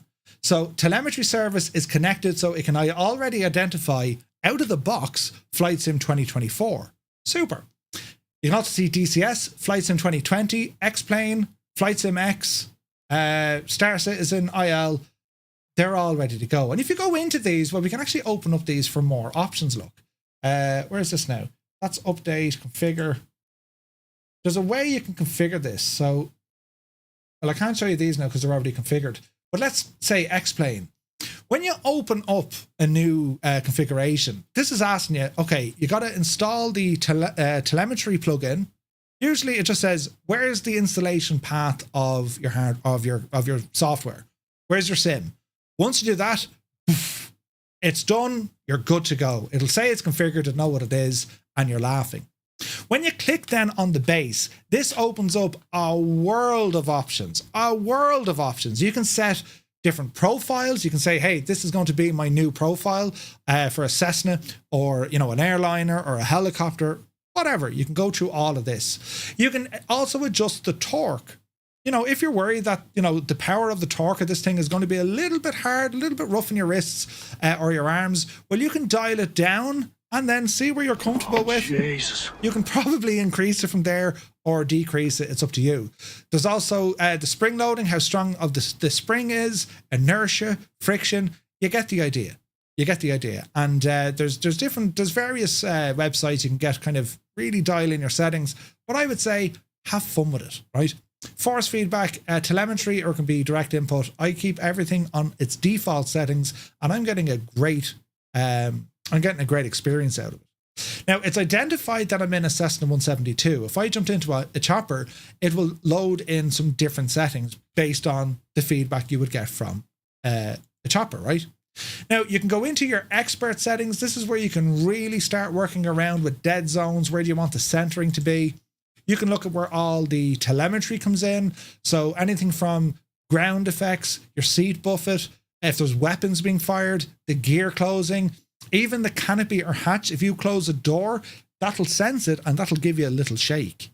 It's pretty mad what it can do, right? Speed brakes are going to be there. Turbulence, of course, is there. And then you have your propeller aircraft effects. So low idling. So when the aircraft is at a very low idle just before a stall, it'll shake. It'll do its thing. That's a big 10-4, good buddy. When you're using a helicopter, you'll feel the chopper go into an auto rotate because you're getting the feedback in the stick. And it's triggering, it triggers your mind to say, oh, we're in trouble here. Let's add in a little bit of collective. Do you know, Twarog, welcome in, my dude. Thank you so much indeed for the 7 months. The beauty about all the software, it comes with the device. So you don't have to go off and get third-party stuff. This is Moza's own software, and it works beautifully. Jet aircraft, you can put the afterburner rumble in there. Like, you have a lot of options here. Then we can go in and tweak the axes travel. So we can restrict the travel, or at what stage do we not want feedback, right? The force of the axes, centering force if you want. So it'll always try and center it for you. And then we've got some special options over here. Hardware trim mode. Haven't messed with this, but again, it might be a little bit hard to see the menu I'm looking at. Hardware trim mode allows users to move the base trim center directly using buttons on the control stick. This function provides trim support for games that don't natively support force feedback. You have a ton of options, right? And that's just all within the base. If you go in and click on the stick, again, we have a couple of options. See the hat switch mode? We can put that in as a D-pad, or it can be a button, entirely up to you. Yeah. So we can use the trim as a D-pad, or just use it as buttons up, down, left or right. And again, you have options. You can see the Virpil Alpha is in there. There's a ton of stuff. All the buttons for the Virpil Alpha, if you want to be using that, you can do it all from within here. All right. And there's other sticks on the way from Moza. They also have the rudder pedals. I haven't seen these yet, and also a throttle, which appears to be on the way. Again, I haven't seen any of this equipment, but you've already seen it on the hardware. You have a lot of stuff, a lot of options of adding up to 4 more devices to this, which is, it's really, really nice. So that's the software, right? So with the software and the sim is connected, well, I'm in a now Cessna 172, all right? So we're going to resume this, and hopefully this all works, right?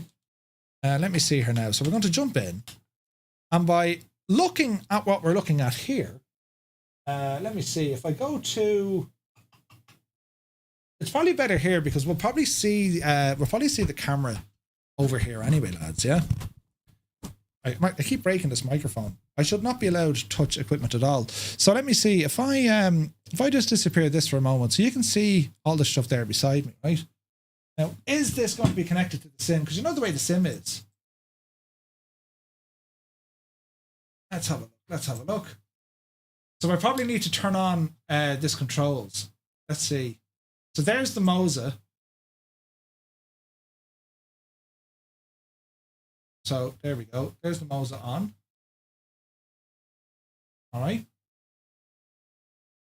So what I want to do, I want to keep your eyes on the equipment when I start up the engine and the sim. How's that for a plan? Yeah. If I just do a Control and E. See that? See the yoke moving? Now that's with the engine running, lads. But look at the vibration we have now just on that yoke. It's simulating just the prop moving. How cool is that? It's just shaking around, it's doing its own thing, and you can feel the force. You know, that's with the stick fully back. It's shaking around doing its thing. It's pretty awesome. If I increase the revs, this will shake more. So I'll put this down. See the way it relaxes? And then back to idle. So it's really giving you the idea of that kind of rumbling. Yeah, so you know you're at a low idle and the engine is running that little bit rough. Again, if I want to mess around with, say, flaps, you're getting that feedback through the stick on the flaps. It's like haptic feedback. It's just like one little motor going all at the same time, right? Now, if we want to throw air over the elevator, you'll feel it. So as it steadies, right, it doesn't stop. You're getting that vibration in it. And when you're moving the yoke, you're feeling resistance in any direction that you're moving it, especially at a high rev. So you are feeling it. You're feeling it across the way, right? So let me see. If I get ourselves airborne here, and let's see what happens, right? This will probably freak out for a minute. See the stick moving as I'm moving this aircraft? Isn't that nuts? It's scary is what it is. Right. Let's try and level out the plane here as I'm flying beside me.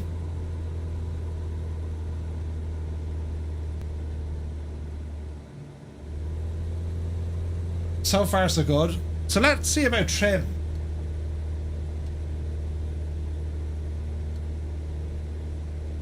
So I'm trying to trim upwards. Okay. So it doesn't do what you would expect from, say, a yoke. It does take the pressure off, but it doesn't seem to hold the joystick in that trimmed position. It does remove a lot of the force. I mean, it's way harder to push forward than it is to pull back. Yeah. But even flying, as everything's moving, as I'm turning, I'm feeling that resistance. If I turn to the right, it's trying to push me back left. Right? And then in a stall, right? Let's check out what a stall will do.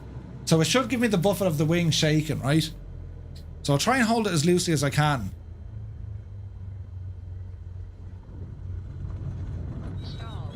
You see it shaking there, and like it's proper gear, like you can feel it move.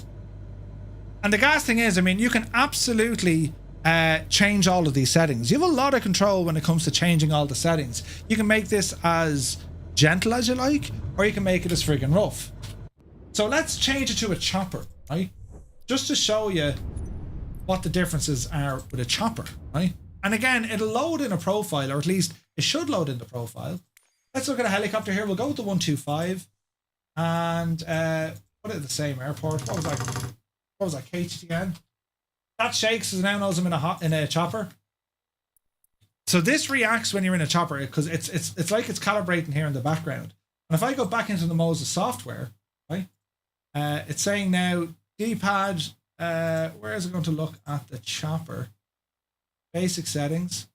So it's still loaded into a 172. We have there's an option over here on this screen, lads, right? An option just over here. And I can change that now to a Bell 407. So it's an automatic profile switcher, right? We're going to horse that in, back into the sim. Flight conditions, just make it kind of daytime here. And now let's have a look what it can do when it comes to a chopper.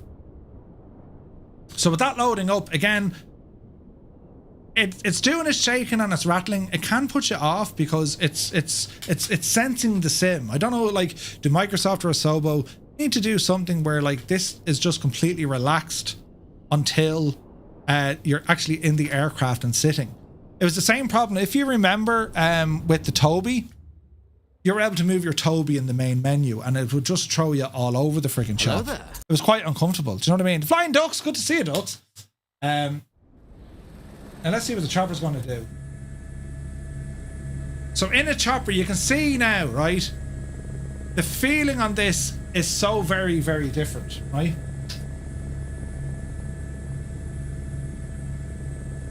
Let's just make sure this is all working. So, got our controls dialed in. Moza base. Go.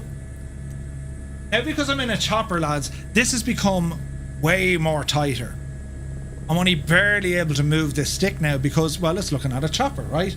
So, Jesus, how do we fly this, Murph? We're up there now anyway, we see what happens. And again, I can feel where the bite is. Now I've no rudder input because I can't reach me rudders. See the shake? And if I put the rotors down, look, see that shake getting bigger and bigger and bigger? So the hardware is detecting the wind effectively. That's what it's doing, right? How cool is that? And you can see how precise it is in the chopper. You're feeling the input on your hand. So if the aircraft is trying to do one thing, or perhaps the environment is trying to do something else, it's trying to throw you left or right. Now let's see if we put it into like auto rotate, right? Hold it up there now. And we should be getting a ton of buffeting coming in. And we are. See that? See it shake? It's incredible. Because you're actually feeling a real heavy going through them controls. Which is just, it's absolutely incredible. It's absolutely incredible. So, yeah, I mean, the options that we have with this equipment, it's not cheap, but bearing in mind, this is a force feedback setup that is compatible with your Thrustmaster and your Virpil sticks. Their own stick is actually very good, the MH16, bar one little issue I had with the spring. But their customer support, they were bang on. They were like, send it back, we'll get you a new one. No worries at all. I was quite impressed by that. Everything from the presentation to how everything's set out, the cabling, the build quality, it feels real. It feels what you would expect to find in an aircraft. And when you have force feedback on with a joystick, there's nothing self-centering here. Just like the real aircraft. I mean, most of them, they'll always dip the nose down because that's the weight on the control, right? It just feels real. It's a great bit of kit. You know, $600 for the base, another 200 if you like for the stick. If you already have a stick, it's going to work on it, no problem. I really like the stick that comes with this, so much so I'm sticking with it. I'm sticking with the stick. Did you see what I did there, lads? Jesus, Murph, that was brilliant. But you know what I mean? What do you think, lads? Are you impressed? I'm sure you've seen it and you're probably thinking, you know, is this thing any good? Well, hopefully you have a clearer understanding now that, well, it is big. Of course it's big. But you have all these options for mounting it. It's very heavy as well. I mean, you'll have a job trying to move this. It lifts slightly there, but that's like force feedback is turned on, you know. Can you add extensions to replicate a full cyclic? Unsure, but like to replicate a full cyclic, this is giving you all the normal axes of travel. Yeah, I'm sure you can add, well, like, let's see what Moza, let's see what else they bring to the table, because you have all these options over here. Look, they're going to be adding options for all these device 1 to 4. Yeah, so you're gonna be getting options along the road on this soon, lads. Do you know what I mean? So we'll ramble over. Do you like me camera setup? I did brilliant, right? Been ages trying to set this one up. I've one on back order. Bombi, good to see you, mate. Right, I'll come over here then, right? Because I want to show you then. We'll have a look at the website. And let's see what I can do here. Why does that thing keep loosening? Lads, remind me later on to completely fix my microphone because I may have broken it. Oh, Jesus, the whole thing's come off. Don't panic. We're going to check out their website here, right? Why is that gone loose? Something's going to fall. And I don't know what it is. Oh, that's not right. D. Tighten that one. Is. Right, hopefully that doesn't fall. Remind me to tighten that now in a moment. If we have a look at their website, let me see here now. So we'll go to over here. So this is the Moza website, and it's just mozaracing.com. They do all the bundles, right? They do racing. They've also added in all the new truck stuff, which looks incredible, right? But anyway, you can see they have more stuff on the way. More stuff is on the way, and you can see an Airbus one there as well. So let's look at the Moza base. So it retails at €599. It talks all about the equipment, how it's built, how does it work, all about the software, and you just saw the software. The software is really good. Aviation grade materials, the high resolution encoder, and do you know what I love about it? It's the fact that you can customize it. You can just dial in all your own settings, and the fact that it's an open ecosystem. These are the different options with that mount. So you can see it. The desk, on top of the desk, on a chair, standalone. So you have some options there, yeah? Endured millions of tests, so they say. So let's have a look then at the different sticks. So flight, and here we have with the stick, right? So this is the MH16, $189. This is the one, or €189. This is the one that I was showing off. It's really nice. You have the option. You can even get the access module. It's an additional, it's like an extender that makes the thing up an awful lot higher. Might be better off if you have, if it's mounted on your seat, perhaps, right? It's detachable modular components. So I reckon they're going to be adding more stuff to this. So that's what they mean by detachable. See the way you can take off that bit on the side? So I'm hoping Moza are going to come along with more options for us. You know? 30 input symbols, like 30 of them. You know what I mean? And it is very much plug and play. The website contains all the manuals if you need them. Some of the other ones, so the M16, if you have a look at the MA3X, this looks to be very close to an Airbus. Is this on back order, I think? Classic design, it's very Airbusy, isn't it? Authentic feel. Advanced materials. The same crack again. You got another hat switch up here, single button there. The stick is capable of withstanding impacts of 30 kilograms. Right? So let's go back into this. So the prices, right? The Axis module, that's 89 quid. The other stick, that smaller side stick, the one that looks like Airbus, that's only $89. And then they have like an emergency stop switch if you need it. And then you have the table clamp, and then you have the flight base mount adapter. That's for the throttle that's up and coming. So Moza are definitely putting the right foot forward here, lads. It's giving you force feedback into your sim. If you've never used force feedback in a sim, it's a game changer. It's a game changer. And the fact that you can get it now on a joystick rather than just a yoke, you have a lot of options. You can go the airliner route, you can go choppers, you can go jets and GA. You have all those options. If you're getting a yoke, you're kind of limited to your airliners and most of your general aviation. Choppers, not ideal with a yoke. You know what I mean? So yeah, 79 for Airbus, 550 for the base. Yeah, so I'm priced in euro, 599 euro for the base and 89 for an Airbus one. So hopefully this has provided you with sufficient information, and I hope you found it useful and helpful and all the things. It's a great bit of kit. It lives on the sim rig, and Moza have just done, I think, an incredible job. The build quality, lads, it's absolutely gorgeous. So it is.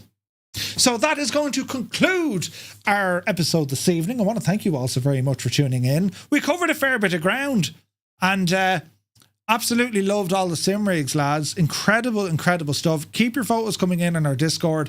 I love seeing all the different ideas. Next week, we're going to check out some more gear. I would need to show off a microphone, the mono microphone. It's over here on an arm. Because you might be saying, Murph, what about all these kind of microphone stuff that we do? Wait, can we get that on the camera? The mono microphone, there it is there. We're going to be showing this gadget off next week because it's what I would class affordable and very functional in a microphone. And it's not just for streamers, right? I mean, you could be onto your ATC, you could be doing all that job and you want a decent microphone. We're going to be checking that out next week, and probably something else. Might go with a Stream Deck as well. So hopefully this is all nice and handy. We're back to you on Friday with a group flight in the J3 Cub. We're going to be flying in Idaho and Montana for a bush flight. Looking forward to that. Is the base compatible with the Thrustmaster HOTAS joystick, Patrick? Yes, it is. Yes, it is. A real controller wants to use a headset, just saying. I don't mind that at all. You don't want the old-fashioned microphone. Do you know, bought the J3 today. Nice one, Kev. Nice. So, lads, that's going to do it for tonight. Thank you so very, very much indeed for tuning in. The support tonight, once again, absolutely outstanding. The amount of gifted subs that we had, amazing, lads. Thank you very, very much indeed. Means the world to me. So, we'll see you over on Discord, and until then, we shall catch you on Friday evening. At around 2000 Zulu time. Until then, you take care. Holy crap. Holy crap. We're going in. That's it. There's no turning back at this stage. Jesus, mind the bears. Look at this big Aegis. Oh no, we're into dying. Quick, get out. Oh no, we're Jesus. Oh. To the left. Don't mind that car coming up behind us, he'll be grand. We're going to overtake a Skoda. It's forbidden. I forbid it.